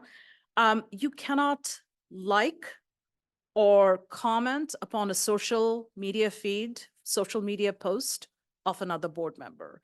That is important, because why is that important? That is sort of letting the public know that you both are on the same mind. Now, if it's a picture of your daughter, fine. If it's a picture of your pet, great. But if you're talking about come out and vote because we need X, Y, and Z, which is within the purview of this board, this is a decision that you make in a regularly scheduled board meeting. You cannot post on social media and well, you can post on social media, but you as a board member cannot like or comment on another board member's social media feed. This is really important, and it is Government Code Section 5495.2. The reason I highlight this is because this is the state's concern around serial meetings. Serial meetings has existed in the law for a long time, but what is actually happening is this was, conceived at a time where people were only having regular meetings, and the hottest technology in town was your landline. We have now come to a place where everybody walks around with a cell phone and are on different platforms. And so serial meetings happen in different places. And that is the state's attempt to make sure that there is no violation of the Brown Act on social media sites. There is also a new case that is making its way to the Supreme Court right now. California, the Court of Appeals for the Ninth Circuit, which rules the Western United States, including California, has ruled that if you are a board member and you are getting a lot of comments from parents or members of the community, you can't turn off the comments. So the case comes out of the fact that there was this parent and there were two board members who posted, on their public Facebook page. One had a public Facebook page, the other one had a public Twitter account or X account. And they posted something around issues that the parents disagreed with. So one parent, within a matter of 10 minutes, uploaded 10 really long tweets on one of the social media feeds. The other one, within that 10-minute period, uploaded 250 Facebook posts. It was the same post, but they kept posting it over and over and over again. And the board members got sick and tired of it. And so what they did was they turned off the member of the community's ability to post on their social media site or on that particular post. And the parents sued the district as well as the board members individually, saying that they were infringing their right to First Amendment privilege of posting and all of that. The Court of Appeal, the district court, it went into federal court. The federal court at the lowest level agreed with the parents. This was upheld by the Court of Appeals in the Ninth Circuit, which said that the parent should have been able to post on a social media site by the board members. It didn't matter how irritating, disruptive it was. There were no threats. There were no physical threats of violence. And therefore, cutting off their commentary was akin to abridging their First Amendment rights. And this case right now is pending in front of the Supreme Court. The oral arguments happened in front of the Supreme Court in December, and we are expecting some kind of a judgment pretty soon. So bottom line for you as elected officials, what should you be doing? If you have a open social media feed, you cannot censor comments based upon content, based upon frequency, based upon opinions. You cannot do that. If you are going to have an open Facebook or any kind of social media site, I use Facebook because I'm of that generation. My apologies. I'm sure there are better and newer social media sites. But you know, if you're on Insta or you're on Twitter, if you're going to have an open social media site, you cannot turn off the comments. If you're going to have people, if you want to limit people's contents, then you do not have the ability to post at all. So you post, but you don't get any public comments. But you cannot pick and choose the public comments that you want displayed, or you can't pick and choose how many times Chief Franco's comments I'm going to leave on, and then I'm going to delete the rest because they're repetitive. You cannot do that. So Can I ask a question? sure. Oh, I Yeah, said. go ahead. Go ahead. It's not Even if 50 they're voice. threatening text messages and even though they are violent. So this is on social media, and this is with respect to content that is not threatening and not leading to a threat of violence. Now, if you feel that they're leading to a threat of violence, that's a different issue. It's a different standard, but it cannot be based upon content that you disagree with. It cannot be based upon the fact that those 250 comments are taking all the front page of your feed. But if it is a threatening comment, then that's a different criteria where you would notify the police and go from there. So if a comment posted says, take her out, shoot her, let me know, I want to watch when you're done, what do you do with that? I would notify the police. I would notify the social media site about it. I would print a hard copy and then delete it. Okay, so I could delete it after that. Yes, I mean, again, the case law is not fully there, but I think if you capture all of that, where you're not deleting it based upon the content, but I mean, based upon the opinion of the poster, but based upon the fact that it's a threat, I would worry less about it. Bottom line is, if it's threatening, you need to notify the law enforcement. Well, I've done that and nothing's done. It's just a report taken. That's it. No investigation, no nothing. It's just a comment. Yeah. So I'll leave it at that. Okay, thank you. Sorry. Couple of other things here. So the case that I'm talking about, the Supreme Court case, it's called Garnier versus O'Connor and Ratcliffe. Again, these are California school board members who were sued by parents in the community. The other thing is the communications of any kind, including technological devices, cannot be used. So one of the things that many districts do is, and this is very common in superintendent evaluations, right? They take a Google Doc and they start the document. So with the intent that everybody can put their comment in the Google Doc because it's the ease of the Google Doc, right? But the reality is everybody can see the comments, and you should not be privy to what board member A, board member B, board member C is thinking or doing until you actually come to the board meeting, until actually the evaluation happens, until actually whoever is leading the evaluation merges all those documents together to create a document in real time that is shared with all the board members at a properly agendized board meeting. So that is the other problem that arises out of serial meetings. So the use of Google Doc, it's very convenient, it's lovely, but it can lead to issues where there are potential allegations of violation of the Brown Act. Any other questions on this issue? Yes, I have a question. Can I? Yes. Okay, my question is, what happened or what can I do when another board member posts in her social Facebook that I have she posts a post in a Valentine card saying that I have another relationship with another board member here? What can I do there? Okay, so this brings back to a really important question.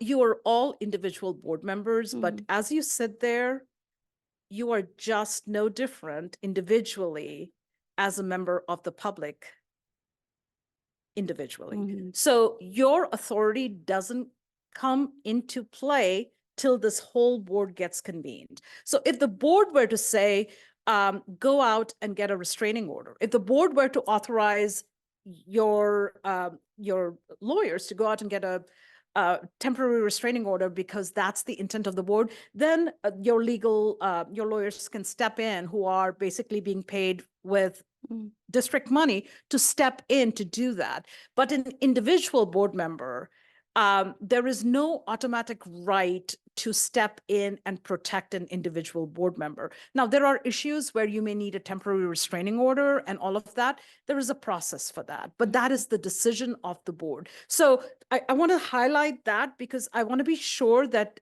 I'm clear that there is a difference between an individual versus complete board. And if there is further action to be taken, whether it's a temporary restraining order or whether it's a cease and desist, the board has to make a decision. But I would say exactly what I said to Trustee Flores. I would, if you feel that that is insulting or if that is defamatory, you have your individual causes of action that you can take as an individual. But the district generally does not get involved in individual actions unless the board as a body authorizes the council to take action on their behalf. So it's probably not what you want to hear, but the bottom line is if you feel it's defamatory, you have your own personal civil actions, civil tort claims that you can pursue. And if Okay, you yeah. feel that it's threatening, you notify the police as well. Yeah, thank you. Yeah, because I remember a report that when I been told her to why she do that, she just started laughing and say, "Oh, Rico, it is just a joke." That's not a joke, because I have family and the other person has family too. So what Yes. kind of jokes are those?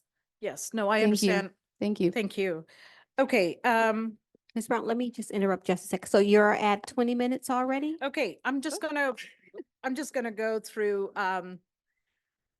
purpose of the agenda, transparency, we already have that.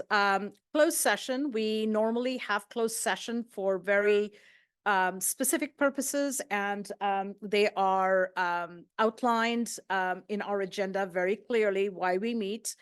I just want to highlight confidentiality of closed session. You are prohibited as board members from disclosing information that you have acquired sitting as a board. You cannot go out and share it with people who are not entitled to receive it. And that is really important because, again, when you are in there, you are collectively as a board. When you go out and you start talking to people, you're individually one board member. You have no authority from the board to allow that information to be spread out or given to another person. And there are criminal issues associated with disclosure of confidential information obtained in a closed session, can lead to criminal issues. And I also wanted to talk about Public Records Act. Again, these are meaty subjects that I can talk about for 3 hours, but anything that is maintained by the district is a public record. And there are exceptions that apply, but the general premise is any business record that is maintained by the district or any public entity is a public document. You operate with that assumption, and then you look at the law to see where the exceptions are to carve out whether or not you give this document up when you get a Public Records Act request, whether there are exceptions that apply, whether it's a student record, you don't need to do that. Whether it's a personnel record, you don't need to divulge that. Whether it's a privileged document, you don't need to divulge that. But if it is maintained by the district, it is a district record, it's a public record. So that's how we operate. The most important thing, and I know we are pressed for time, I want to highlight City of San Jose versus Superior Court. This is probably the most important thing that as board members you need to be aware of. Anytime you're sitting in a board meeting, anytime you're sitting in a meeting in which you are there in your capacity as a board member and engaging in the business of public, and you are on your device talking to people. You may be talking about something, but you know the person because you both have been on a curriculum committee. There might be one line of the curriculum committee. That particular email becomes discoverable no matter who owns the device. So before the City of San Jose case, everything was San Jose, San Jose gave everybody a phone, a business phone, to do all the business on. And anytime there was a Public Records Act, people produced all the documents that were maintained by the city, and they produced all the emails that were, or the text messages that were on the city issued cell phone. So in this particular case, at a city council meeting, you had two city council members texting and dealing with somebody in the public around what was happening. It was a redevelopment agency that was going on, and they were talking about the issue that was being considered at that meeting. And they were communicating with the person in the audience on their personal cell phone. And what the City of San Jose stands for is it does not matter that it's your personal cell phone. All of that stuff is discoverable. If you're talking about things that fall within the purview of your jurisdiction as a board member, it is subject to discovery. It is subject to disclosure. 9 times out of 10, people don't know that. There are going to be times, and the request that we would get is, please provide any and all text messages between board member A and board member B. If the text message exists, it does not matter that it's on your personal iPad. It does not matter if it's on a district issued device. You have to produce it. And so, it also doesn't matter if you're using your personal Gmail address or your personal AOL address if you're still using AOL. So the domain doesn't matter. If it is in existence, you have to produce it. And I also tell this tale of caution where I did have a board member who said she did not have any work-related or district-related business and text on her personal phone. And, if it's a district issued device, the district will do all the search and they will find it. But if it's a personal device, you generally have to sign a certificate that says under penalty of perjury. I say, I have nothing that is responsive to this request. She got prosecuted for perjury because she did have stuff and she did not disclose it. It became apparent because there was another person who she was texting with who produced that particular text, and she was prosecuted for that. So again, bottom line is anytime you're doing district business on any device, it doesn't matter what form, it is going to be subject to the Public Records Act. I think the only issue that really also is critical is who maintains it. If it's maintained by the district, if it's on our server, yes, we absolutely have to produce it. We cannot make any exceptions or carve out anything beyond what the law allows.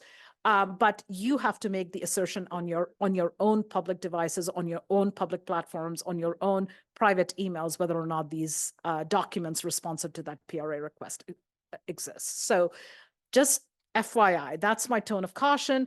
But everything else, third-party database, we don't maintain, but everything else is a public record, and I'm happy to take more questions if you have any. And, oh, Neta? Go Madam ahead, trustee President? Mendez. Also, I know about the case of San Jose, okay? It took them close to 8 to 9 months to get all the text messages, then people did not give it. Even if you delete it, they get it from your server, from the company that you have, your text messages, whatever. Even if you delete it, I know it's unfortunate what happened in San Jose. I was looking in very good about that case. Even if you delete it, no matter what, it's gonna come out to the open no matter what. you're right. You know, people need to be careful. The entire board need to be careful who we texting, who we talking with, because somebody can just give one and that's it. One text and that's it. And nothing else we can do no more. But I appreciate you bringing this. My pleasure. That's it. I'm gonna say it right now. That's it. This is things that I learned in CSBA, you know, and I was very cautious and very careful what I was doing. And to be honest, I'm disappointed that we're having this conversation, then all of us were here and we're having it right now, when this conversation should have been done a long time ago, and all of us, we need to listen and to follow our duties carefully. And I know that maybe some people think, oh, Cecilia, I have a heavy accent or this. You know what? It is the truth. No matter what, our text message is gonna come out sooner or later. Even if we even sign something and it's say, they're gonna get it no matter what. So it's better to come clean open. And you're right, we gotta keep coming over, so these things don't happen again, if it does happen in this district. Thank you, Madam President. Any other questions, comments? If Go I ahead. could just ask for a follow-up presentation, because I know we're out of time, but I would have really liked to got a presentation on how the district divides the Public Records Act when they come in, the time frame on which you guys have to respond, and the legalities of what you have to provide as far as like the information. Because I know in experience, F3, anytime a certain individual or organization requested information regarding myself, it went to you. It went to F3. But anytime any other complaints or PRAs came in from any other outside agencies, they were directed to other law firms. So I know you guys were not only doing the PRAs, and that's information that I received from Doug. So how does a district pick and choose what information goes to what law firm? And so if we can have a presentation on that later. That is beyond my scope. I would defer to the administration on that. Thank you. All right, thank you, Ms. Brown. Thank you. All right, moving on to item 11.1, Superintendent's Report. Yeah, thank you so much. So first, I just want to highlight our Joy, Trust, and Belief monthly recognition. So if you go into the superintendent's page, you will see that each month we recognize staff. So all of cabinet, it's I think our favorite cabinet. We go and we support our staff. So this month we recognize Michael Yonin, who is the CT auto mechanic engineering teacher from Weber Institute. And so we were able to go and celebrate him. And then this month we did something a little bit different, because something that we've been focusing on is ensuring that our staff is working together, collaborating together to positively impact students. And so what we did this time is we actually recognized a group of people who were supporting an effort. And so the first group was our transportation department. So our transportation department, they supported our CT pathways through providing their expertise to our students of really understanding about heavy machinery and how we actually service our buses and do that work, all in the effort to support our CT pathways. And so we recognize Geronimo Zavala, who is a classified mechanic, Michael Lau, who's also a classified employee, Abel Rodriguez, not related to me, classified worker, as well as Gabriel Lau, who is the supervisor there in transportation. And then the second, many board members went to the Black Student Thrives group where we had our food service workers who literally worked from 4 a.m. that morning and before to provide one of the best meals that we've ever had. And so we went and supported that. This was for management. So we do a teacher, we do classified staff, and then we do supervisors or management of some kind. So Donna Daves, who is a supervisor, Peter Brookins, who's also a supervisor, Tanya Shoptow, who is also a supervisor, and Anna Haley, who is a supervisor for food and nutrition services. And then there are also 2 classified employees who helped with that event. So that was Miguel Alatorre and Eric Montaves. And so we really appreciate all of the employees. And if you go to my website, you can see that and the future. And then we started my superintendent advisory. So we had all 10 schools represented there. They did, and you'll see in the video soon that they were working on a poster activity. The goal of that was to decide what were going to be the main themes for the next upcoming meetings, and then ensure that we had staff that's going to be there so that we're not just listening to their voice, but we're actually doing discrete action aligned with that. And so the future meetings, they're going to be talking about facilities and then funding and then safety. So their top 3 were those 3 areas. This is a video, as you know, on our priority recommendations website. We also include videos. And so here is a 90-second video. And if you can play that, baby.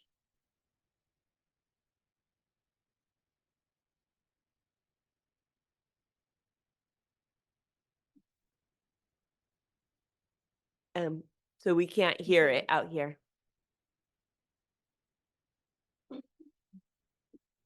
Stand by.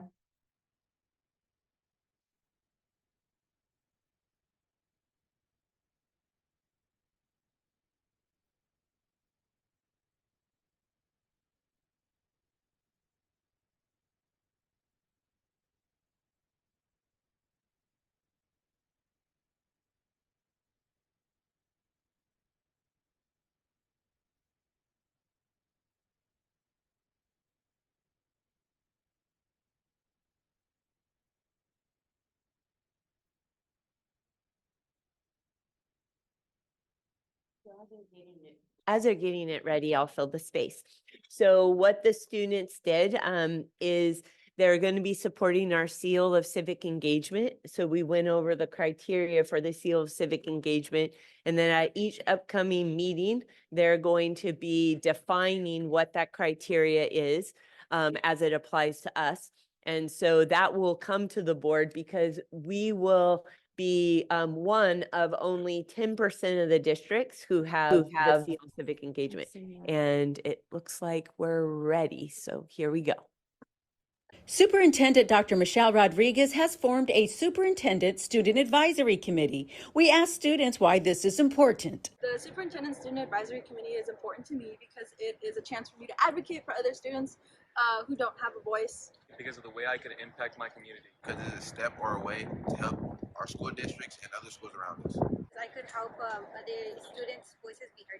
A person of my background, a lot of kids don't get the chance to speak for themselves and what they want. And also for me and other people, I'm standing up for the CTE program because that means a lot to me. As a PLUS leader, it's important to advocate for those who can't advocate for themselves.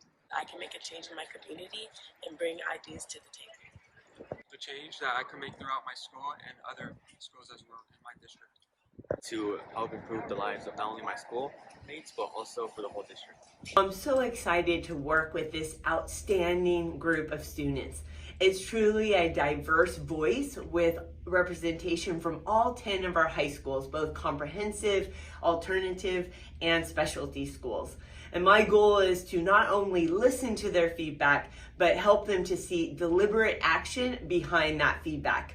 And so we're so excited to launch our first ever Superintendent Student Advisory. In Stockton, Melinda Meza for the Stockton Unified School District. Nice. Woo-hoo. Madam President, Yes. I like that. I like the vision like that.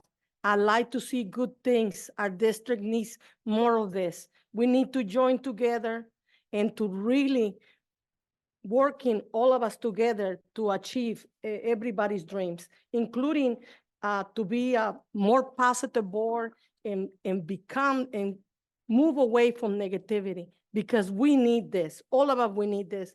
Thank you, Superintendent. I really like that with the kids. It shows the children's face, not just we're talking about it. We seeing those kids. That was a fantastic video. It really made my day today. Thank you. All right, thank you.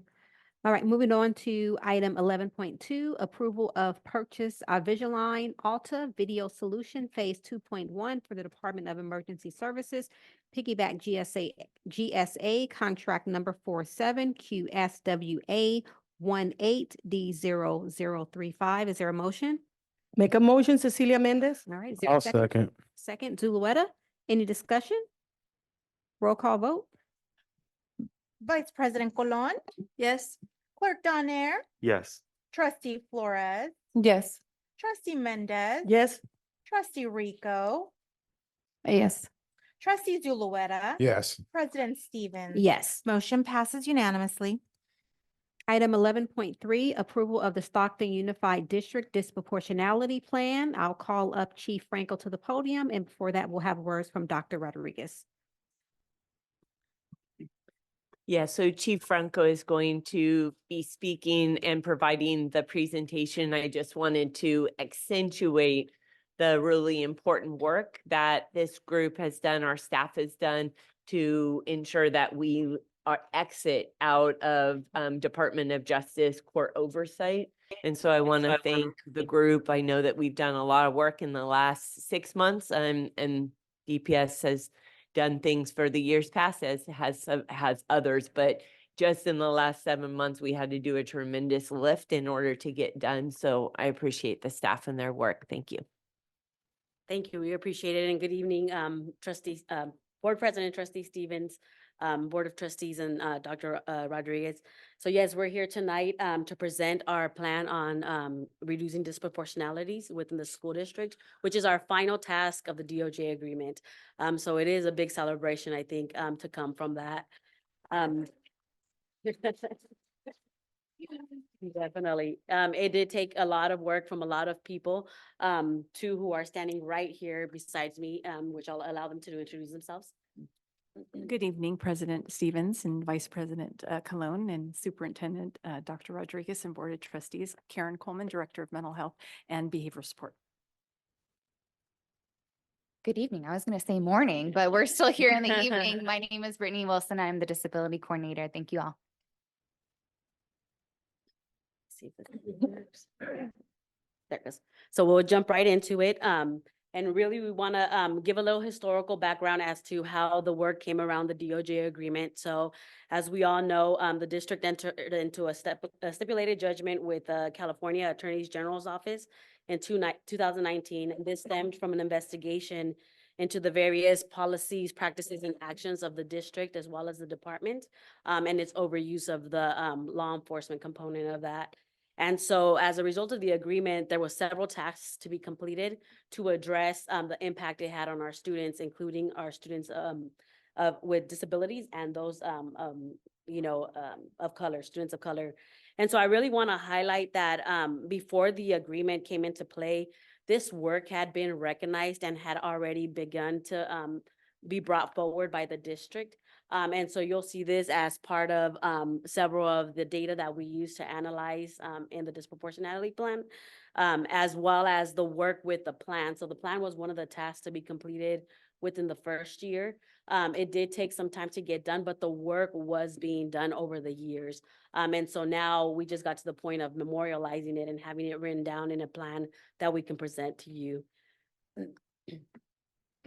And so to jump right into the plan covers several areas that we use to identify how to address the issues that were identified with the Department of Justice agreement. And so we looked at several sets of data analysis to identify what were the issues and where the areas of disproportionality were coming into play. Through that, we did a root cause analysis. There was also a review of district policies, procedures, and practices at all levels, from district to DPS. And then we set the infrastructure analysis along with community along with engagement of our stakeholders through our community advisory group and through several community meetings, and then obviously through the district oversight and accountability from the Department of Justice, as well as the police monitor and Mr. Janako. And so with that, some of the data that we looked at was the DPS arrest data. This was generated through quarterly reports that we had to provide to the Department of Justice and the Community Advisory Group that covered our use of force analysis. It covered all requests for assistance from our school settings, as well as the results from those interactions. We also reported on all of our complaints generated and their outcomes. And then as well as arrest data that included bookings and citations from that. So a lot of work went into reducing these numbers, as you can see, from 2018 to just last year, and you'll get the stats from this year, which also went, there was a decline. There's been a significant decline in student arrest. So I think this is just essential because the practices that were put into place through our discipline matrix, which gave direction for our principals on what calls for service to refer to DPS and what to handle internally through the administrative process. The other things that came into play were several trainings to our school sites and our principals as far as what calls again, were to not be reported to the DPS department. However, instead of just leaving them with, we're not responding, DPS staff was trained to answer and to say, hey, that's not a call we respond to. However, have you reached out to CWA to assist you with that truancy issue? Or have you reached out to mental health that can assist you with that issue? So our staff was not left unsupported in addressing some of the issues that they encountered. The other tool that we put into play to help with this was our diversion program, which clearly outlined exactly what arrest DPS would make under what circumstances. And outside of those specific higher level felonies, all other students were either referred back to the district for additional resources or sent through our diversion program, which was partnered in with the county for wraparound services outside of the district. And then another tool that hugely played a role into this was the county protocol. So San Joaquin County, along with, what the trends were within the state, established the county protocol, which made juveniles under the age of 14 not fall within the criminal jurisdiction of the county. And so unless it was a very high level serious felony or violent felony, any offense committed that was for ages 13 and under, there was no court jurisdiction. So there was no way to bring him through either, law enforcement or through the criminal justice system. So those numbers are, I think, hugely telling because, as I always say, right, law enforcement and the arrest process is one of the tools, but it is not always the answer for our juveniles, right? There's other resources we can provide in that arena.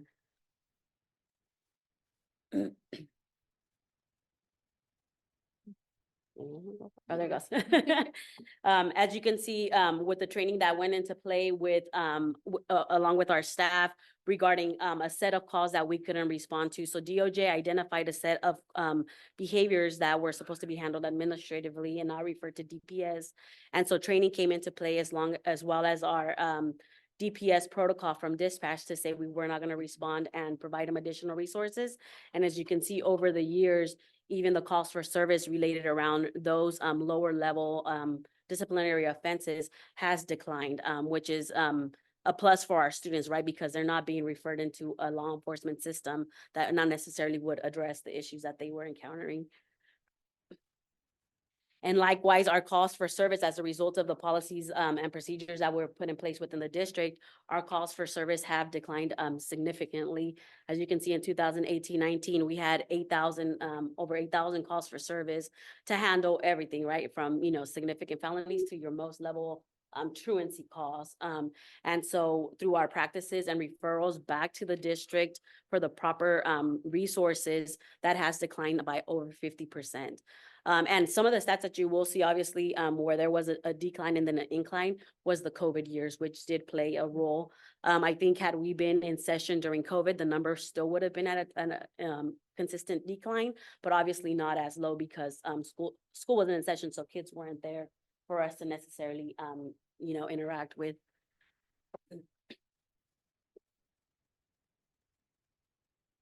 Great, thank you, Chief.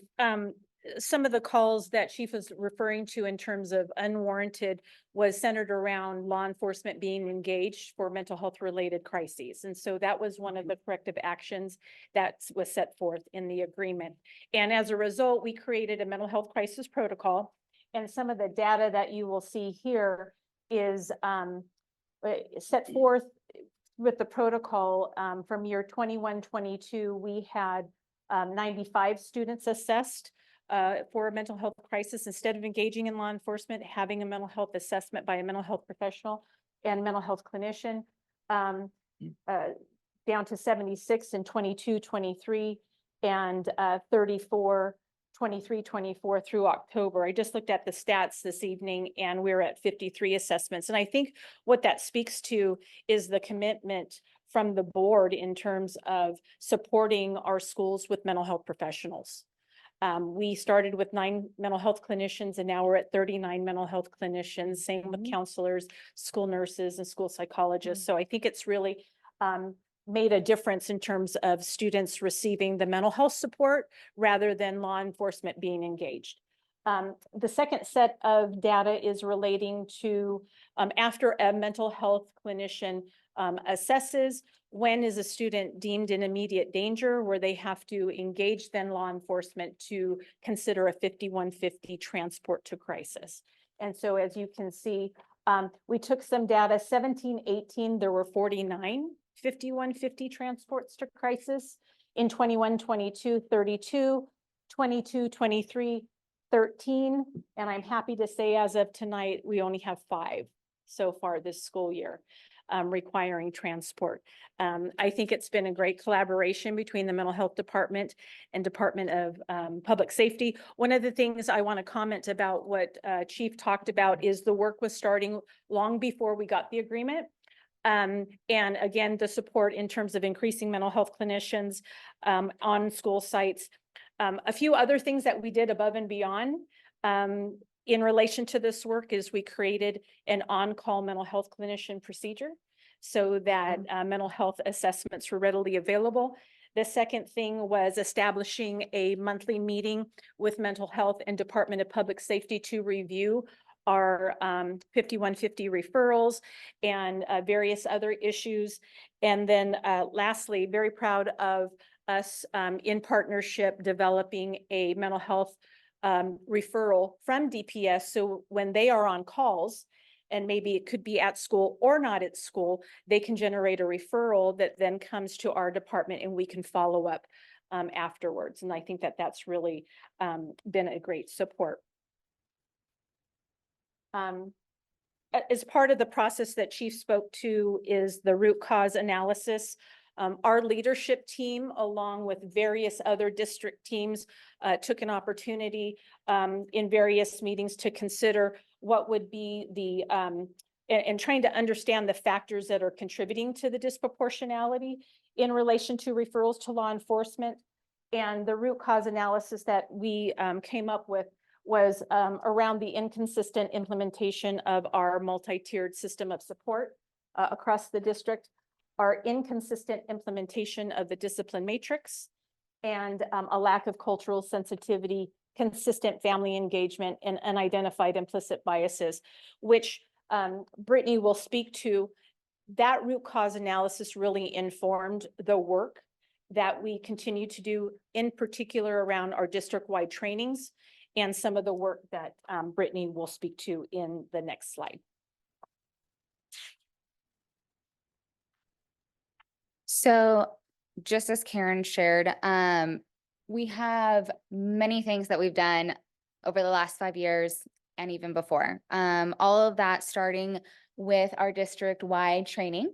Some of them highlighting conflict resolution, de-escalation, resolving conflicts, implicit bias as founded in our root cause analysis, and many, many other trainings. We also, over the years, have revised different policies and procedures related to the role of law enforcement within student discipline and criminal misconduct. Again, over the years, we've also enhanced many supports and collaborations as shared between DPS and mental health and counseling, and honestly, many other departments, but just kind of highlighting those core ones right there. We've also, over the years, restructured our Department of Public Safety to just be more proactive in school safety and preventative programs instead of being reactionary to calls. And they also were able to restructure their department to include youth engagement programs such as the PAL program or the Police Activities League, which is really, really awesome to see our youth interacting with a lot of our community. We have updated records and notifications, ways that we're tracking our trainings, making sure that we're tracking certifications when they expire, notifying staff when to recertify, things along those natures. And then we've also had a huge partnership with our community advisory group. And they have been a huge support in monitoring and reviewing our work, as well as providing feedback and input when revising things.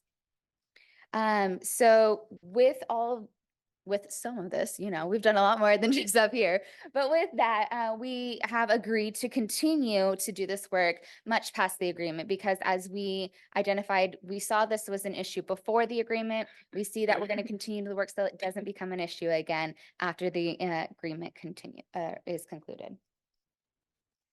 So our biggest impact, kind of relating to our plan to reduce disproportionalities, is through all of the requirements that have been outlined in the agreement with the Department of Justice, we have been able to successfully meet all those, which again is a huge, huge celebration. That was not a small list. And we've also been able to memorialize our plan to reduce disproportionalities as a written document, again, starting this before the agreement, during the agreement, and now concluding it. So with these factors in conjunction, it is being recommended that we soon will be released from the Department of Justice agreement.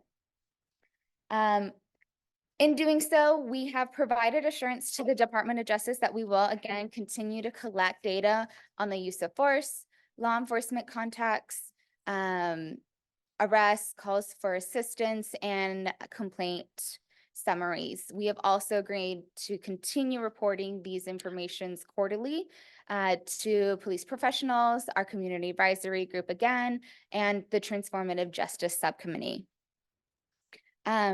We really, really just want to take an opportunity to celebrate all of the work that we've done, not only with the three of us, but so many members in our district. And through all of this work over the many years, it has led to our anticipation of being released here within this year. And so we kind of just want to share a passage from our monitor, Janako, and his group. It says that it is apparent that the department and district leadership are committed to continuing to extend reforms in policy, practice, training, and transparency beyond the life of the agreement. We are confident that the work that was necessary to remedy the findings of the investigation has been accomplished, and that the objectives of the remedial plans will continue to resonate while the district continues to provide learning to its school community.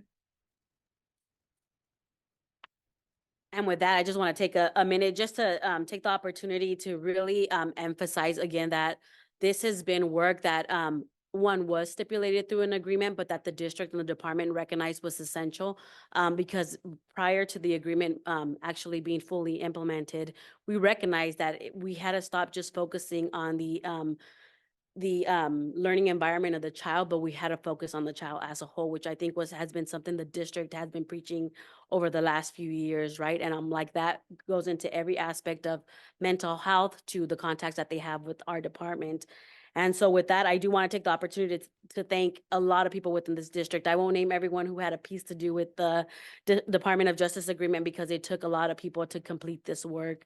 But I also especially want to thank the community advisory group and our Department of Justice for always holding us accountable, bringing us to the table and asking us the hard questions, right? The hard questions that helped us improve and to do this work that's going to serve our students. I also want to take the time to thank all of you, including our superintendent, for the continued support and the policy changes that had that impact on this work. And as we mentioned, we are just going to continue the commitment to do what is right for our students and to continue to create that impact in the work, because this has just been the start. It's not over, and it's just going to continue to evolve and continue over the years, because as we know, with time and different challenges in society, it's going to impact our students in very different ways that we have to be prepared to respond to them. So with that, we will turn it over if you have any questions. May I have a conversation? I wanted to say this. From all these years, it takes a village, all of us, to work together. I had to admit, I got so many teachers who came to me, coaches who came to me in a positive way to be part of the difference. Directors, many people who've been left and come, and work here, even many who left, they have that passion of caring about children too. It was a hard commitment also for the police to come forward, and change their ways. I'm very proud of all you guys. Let me tell you, this is celebrations. Then we need to celebrate it big, because our district, that's what it needs. We need to make an impact of positive. I'm very proud of you guys, and keep up the good job. It's gonna continue, and I'm so excited for this new beginning in 2024. Thank you, Chief Franco. Thank you, everybody from Start Unified District, from the kitchen to all the way to the principals. Thank you so much, because we did it all together. Thank you. Thank you. We appreciate that. All right, any other questions? Yes, I comment. I just want to say thank you from with my heart on with my heart with the bottom of my heart. Because I've been asking for this for almost 10 years, that we need change, that we need safety, that we need to provide the best for our students. And tonight, you guys did it. And I just want to say thank you. Thank you so much. And I can even imagine how parents, they're gonna feel when they find out these results tonight. Thank you so much. And just keep going on and keep working, because we know we have much to do. 100%. Thank you. We appreciate Thank that. you. Trustee Zanair? Yes, thank you so much for that presentation, and congrats on closing the agreement. So, well, almost. My question is, you mentioned reporting the information quarterly after to CAG and the Transformative Justice Subcommittee. How do you see the difference between those spaces, and how can those two spaces work together? Definitely. So obviously with the agreement terminating, we are looking at re-looking at what the CAG is going to look like. A lot of the founding members are no longer a part of the original CAG. I believe there's like about 2 or 3 that are the original members. So we're looking at re-engaging that by identifying stakeholders within the district and community to continue that work. The intent of the CAG was to provide feedback and suggestions regarding policies and procedures. So it's going to be a little bit more focused on that, where for the transformational justice subcommittee, I think that's going to be more open-ended for people outside of the CAG group. So I know this time around kind of CAG got blended in with community members and just kind of people as they joined and other community organizations. So CAG is going to be intended more for that specific stakeholder group, and then having that transformational Justice Subcommittee, expanding to those who would say want to participate in CAG but are not part of the membership, that would be a platform where they can come hear the same information and provide feedback as well. Ms. Coleman, can you speak to the team, the mental health team? So what does that look like? Being called to a school site, like what happens when you all get out there? So I'm a principal, I call. have a Absolutely. kid. So as I mentioned, we've identified mental health professionals at the site. And so there's a 6-step, our crisis protocol is a 6-step protocol. And it starts with triaging, and that is with some of our identified mental health professionals. So a triage would include a school counselor, it could include a school nurse or a school psychologist in terms of triaging the situation. If the student is able to, let's say, contract for safety and then make it back into the classroom, the protocol really kind of stops there. But if the student is unable to get back into instruction and get back to what they were doing, then the mental health clinician will be called. And that could look like a suicide risk assessment that was done by a counselor, and then the mental health clinician is then doing a full mental health assessment, very typical of what you would see at County Behavioral Health. So our mental health clinicians are full therapists that do the full assessment and determine the immediacy of calling DPS specific to consider 5150. And I think what most folks don't understand about 5150 is it has to be immediate in that you're considering hospitalization. It's an involuntary, right, transport of our DPS to crisis for further assessment for hospitalization. So it's a very high level. So the work that our mental health professionals are doing in this protocol in a progressive manner is allowing the professionals to assess, to plan around interventions, and then part of the protocol also is following up with a plan of action moving forward. There's certain also aspects of the protocol for students with disabilities. For instance, if a student with an IEP is transported by our DPS to the crisis facility, within 30 days, they're required to have an IEP in order to discuss that and to plan proactively around how can we support the student so that we are not, number one, engaging law enforcement unnecessarily and providing the supports at school. Got it. Is that Thank you. helpful? Yeah. Okay. All right, any other questions? If not, is there a motion to approve? Make a motion to approve Cecilia Mendez. Is there a second? Second by trustee Rico. No discussion? All right, roll call vote. Vice President Colon, Yes. Clerk Donaire, Yes. Trustee Flores. Yes. Trustee Mendez. Yes. Trustee Rico, Yes. Trustee Zulueta, Yes. President Stevens. Yes. Motion passes unanimously. Okay, item. Item 11.4, ratification of legal services for Fagan, Friedman, and Full Frost LLP for the 23-24 school year. Is there a motion? I motion. Is there a second? I'll second. All right, any discussion? All right, roll call vote. Vice President Colon, Yes. Clerk Donaire, Yes. Trustee Flores, Yes. Trustee Mendez, No. Trustee Rico, I know. Trustee Zulueta, Abstain. President Stevens. Yes. Motion passes 4-2 with Trustee Mendez and Trustee Rico voting no and Trustee Zulueta abstaining.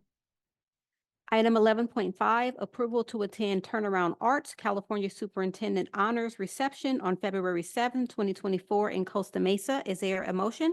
Motion Cecilia Mendez. Is there a second? Right, trustee Rico, any discussion? Yes. All right, go ahead. I know that it's been directed to staff that they're only allowed to attend 3 conferences. Is this one of the 3? This is. This isn't actually a conference. This is an honors reception. I'm being honored as superintendent or as creative leader of the year by the Turnaround Arts Association. So it's not a conference. You're not staying for the weekend or anything like that. No, I'm actually going to be working that morning and then going and coming back that night. Okay. Can I have the microphone? Right. Go ahead. Well, this is exciting. Congratulations. Yeah, That's gonna be good congratulations. for us for Start Unified District. If you need a chaperone, just let me know. All right, seeing no other questions, roll call vote? Vice President Colon, Yes. Clerk Donaire, Yes. Trustee Flores, Abstain. Trustee Mendez, Yes. Trustee Rico. Yes. Trustee Zulueta, Yes. President Stevens. Yes. Motion passes 6-0 with Trustee Flores abstaining. Item 12.1, adoption of resolution 2349 proclaiming February 5th through the 9th, 2024 as National School Counseling Week. Is there a motion? Motion Cecilia Is there a Mendez. second? I'll second. Any discussion? Seeing none, roll call vote? Vice President Colon, Yes. Clerk Donaire, Yes. Trustee Flores, Yes. Trustee Mendez, Yes. Trustee Rico, Yes. Trustee Zulueta, Yes. President Stevens. Yes. Motion passes unanimously.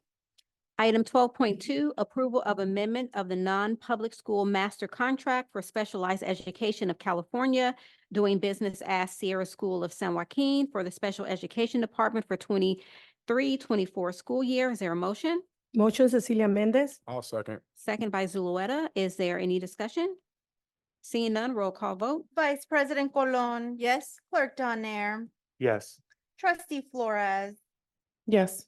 Trustee Mendez, Yes. Trustee Rico. Yes. Trustee Zulueta, Yes. President Stevens. Yes. Motion passes unanimously. Item 12.3, approval to purchase English language learner bilingual take-home backpacks and English language proficiency assessments for California LPAC bundles for Teacher Create Materials, TCM. Is there a motion? Motion Cecilia Mendez. I'll second. Second by trustee Zulueta. Discussion? All right, seeing none, roll call vote? Vice President Colon, Yes. Clerk Donaire, Yes. Trustee Flores, Yes. Trustee Mendez. Yes. Trustee Rico. Yes. Trustee Zulueta. Yes. President Stevens. Yes. Motion passes unanimously. Item 12.4, approval to purchase 2 vans for Stagg High School athletics. Is there a motion? Motion Cecilia Is Mendez. there a second? Second. Second by Zulueta. Any discussion? Seeing none, roll call vote? Vice President Colon, Yes. Clerk Donaire, Yes. Trustee Flores, Yes. Trustee Mendez. Yes. Trustee Rico. Yes. Trustee Zulueta. Yes. President Stevens. Yes. Motion passes unanimously. Item 13.1, adopt the district's initial proposal for the California School Employees Association and its Stockton Transportation Chapter 885 CSEA 885 for the reopener contract negotiations for the 23-24 fiscal year, and to authorize the district negotiating team to proceed with negotiations. Is there a motion? Motion Cecilia Mendez. I'll second. Second, Zulueta. Is there any discussion? Seeing none, roll call vote? Vice President Colon. Yes. Clerk Donaire, Yes. Trustee Flores. Yes. Trustee Mendez. Yes. Trustee Rico. Yes. Trustee Zulueta. Yes. President Stevens. Yes. Motion passes unanimously. Item 13.2, ratification of the tentative agreement between Stockton Unified School District and the Stockton Teachers Association, STA, regarding CalPERS health plan mitigation and retention bonus, and approval of the required physical public disclosure forms that assess the physical impact of the tentative agreement. Is there a motion? Motion Cecilia Mendez. Is there a Second. second? By trustee Zulueta. Any discussion? Seeing none, roll call vote? Vice President Colon, Yes. Clerk Donaire, Yes. Trustee Flores. Yes. Trustee Mendez. Yes. Trustee Rico. Yes. Trustee Zulueta. Yes. President Stevens. Yes. Motion passes No, I unanimously. said financial. I said financial. That physical? Oh, no. Oh, that's okay. Okay, item 13.3, approval of CalPERS health plan mitigation and retention bonus for confidential and management employees for the approval of the required financial public disclosure forms that assess the financial impact. Is there a motion? Make a motion. I'll second. All right, any discussion? Seeing none, roll call vote? Vice President Colon, Yes. Clerk Donaire, Yes. Trustee Flores. Yes. Trustee Mendez. Yes. Trustee Rico. Yes. Trustee Zulueta. Yes. President Stevens. Yes. Motion passes unanimously. Item 13.4, approval of the one-time 4% and a $50 monthly medical stipend for 22-23 for the confidential and management employees. Is there a motion? Make a motion, Cecilia Mendez. I'll Is there a second. second? Trustee Zulueta? Any discussion? Seeing none, roll call vote. Vice President Colon. Yes. Clerk Donaire. Yes. Trustee Flores. Yes. Trustee Mendez. Yes. Trustee Rico. Yes. Trustee Zulueta. Yes. President Stevens. Yes. Motion passes unanimously. 13.5, ratification of the tentative agreement between Stockton Unified School District and the Unified Stockton Administrators, USA regarding healthcare and approval of the required financial public disclosure forms and assess the financial impact of the tentative agreement. Is there a motion? Motion, Cecilia Mendez. Is there a second? I'll second. All right, any discussion? Seeing none, roll call vote. Vice President Colon. Yes. Clerk Donaire. Yes.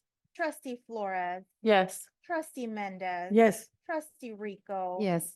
Trustee Zulueta. Yes. President Stevens. Yes. Motion passes unanimously. Item 13.6, ratification of the tentative agreement between Stockton Unified School District and Stockton Unified Supervisory Unit, SUSU, regarding CalPERS healthcare mitigation and retention bonus and approval of the required financial public disclosure forms that assess the financial impact of the tentative agreement. Is there a motion? Motion, Cecilia Mendez. Second. Oh, is there a second? Who second? Second. Second, Rico. Any discussion? Roll call vote. Vice President Colon. Yes. Clerk Donaire. Yes. Trustee Flores. Yes. Trustee Mendez. Yes. Trustee Rico. Yes. Trustee Zulueta. Yes. President Stevens. Yes. Motion passes unanimously. Item 13.7, approval of job description for Administrator of Specialty Programs and Advanced Learning. Is there a motion? Motion, Cecilia Mendez. Is there a second? I'll second. Second by Trustee Cologne. Any discussion? Seeing none, roll call vote. Vice President Colon. Yes. Clerk Donaire. Yes. Trustee Flores. Yes. Trustee Mendez. Yes. Trustee Rico. Yes. Trustee Zulueta. Yes. President Stevens. Yes. Motion passes unanimously. Item 13.8, approval of the update 3 job descriptions for Early Child Care Education Department, Head Start Teacher, Program Specialist, and Standard Preschool Permit Teacher. Is there a motion? Motion, Cecilia Mendez. Is there a Second. second? Second? By Rico. If you guys can hold until I call the second. Second by Trustee Rico. Any discussion? None. Roll call vote. Vice President Colon. Yes. Clerk Donaire. Yes. Trustee Flores. Yes. Trustee Mendez. Yes. Trustee Rico. Yes. Trustee Zulueta. Yes. President Stevens. Yes. Motion passes unanimously. Item 14.1, Purchase Order Board Report for the month of August 2023. Is there a motion? Motion, Cecilia Mendez. Is there a second? Second. By Trustee Rico. Any discussion? Seeing none, roll call vote. Vice President Colon. Yes. Clerk Donaire. Yes. Trustee Flores. Yes. Trustee Mendez. Yes. Trustee Rico. Yes. Trustee Zulueta. Absent? President Stevens. Yes. Motion passes 6-0 with Trustee Zulueta being absent. Item 14.2, Purchase Order Board Report for the month of September 2023. Is there a motion? Motion, Cecilia Mendez. All right, is there a second? A second. Second by Trustee Rico. Any discussion? Roll call vote. Vice President Colon. Yes. Clerk Donaire. Yes. Trustee Flores. Yes. Trustee Mendez. Yes. Trustee Rico. Yes. Trustee Zulueta. Absent? President Stevens. Yes. Motion passes 6-0 with Trustee Zulueta being absent. Item 14.3, Purchase Order Board Report for the month of October 2023. Is there a motion? Motion, Cecilia Mendez. Motion by Mendez. Is there a second? I'll second. All right, second by Trustee Cologne. Any discussion? Roll call vote. Vice President Colon. Yes. Clerk Donaire. Yes. Trustee Flores. Yes. Trustee Mendez. Yes. Trustee Rico. Yes. Trustee Zulueta. Absent? President Stevens. Yes. Motion passes 6-0 with trustee Zulueta being absent. Item 14.4, approval of the vendor payment issue for the month of November 2023 as presented. Is there a motion? Motion Cecilia Mendez. Okay, second, I'll second. second by Cologne. Any discussion? Roll call vote? Vice President Colon. Yes. Clerk Donaire. Yes. Trustee Flores. Yes. Trustee Mendez. Yes. Trustee Rico. Yes. Trustee Zulueta. Absent? President Flores. Yes. No. Sorry, President Stevens. Yes. Excuse me. Thank you. Motion passes 6-0 with trustee Zulueta being We're absent. still awake. Okay, item 14.6 was pulled. Item 14.7, approval of the amendment for architectural design purchase order. Is there a motion? Motion Cecilia Mendez. Oh, wait, I gotta go back. I missed 14.5. 14.5, approval of vendor payment issue for the month of December 2023 as presented. Is there a I motion? make a motion. Is there a second? I'll second. All right, any discussion? Roll call vote? Vice President Colon. Yes. Clerk Donaire. Yes. Trustee Flores. Yes. Trustee Mendez. Yes. Trustee Rico. Yes. Trustee Zulueta. Abstain. President Stevens. Yes. Motion passes 6-0 with trustee Zulueta abstaining. Okay, now item 14.7, approve the amendment of architectural design purchase order. Is there a motion? Motion Cecilia Mendez. Okay, is there a second? I'll second. All right, any discussion? Roll call vote? Vice President Colon. Yes. Clerk Donaire. Yes. Trustee Flores. Yes. Trustee Mendez. Yes. Trustee Rico. Yes. Trustee Zulueta. Yes. President Stevens. Yes. Motion passes unanimously. All right, moving on to item 14.8, approval of the purchase of a playground and shade structure through Sourcewell NJPA contract with Play Power LT Farmington, care of All About Play Inc. Is there a motion? Motion Cecilia All Mendez. right, is there a second? I'll second. Second by trustee Zulueta. Any discussion? Seeing none, roll call vote? Vice President Colon. Yes. Clerk Donaire. Yes. Trustee Flores. Yes. Trustee Mendez. Yes. Trustee Rico. Yes. Trustee Zulueta. Yes. President Stevens. Yes. Motion passes unanimously. Item 15.1, student expulsion, AA-7. Is there a motion? Make a motion Cecilia Mendez. Is there a second? I'll second. All right, second by Cologne. Roll call vote? Vice President Colon. Yes. Clerk Donaire. Yes. Trustee Flores. Yes. Trustee Mendez. Yes. Trustee Rico. Yes. Trustee Zulueta. Yes. President Stevens. Yes. Motion passes unanimously. Item 17.1, adjournment. I adjourn the meeting at 8:05.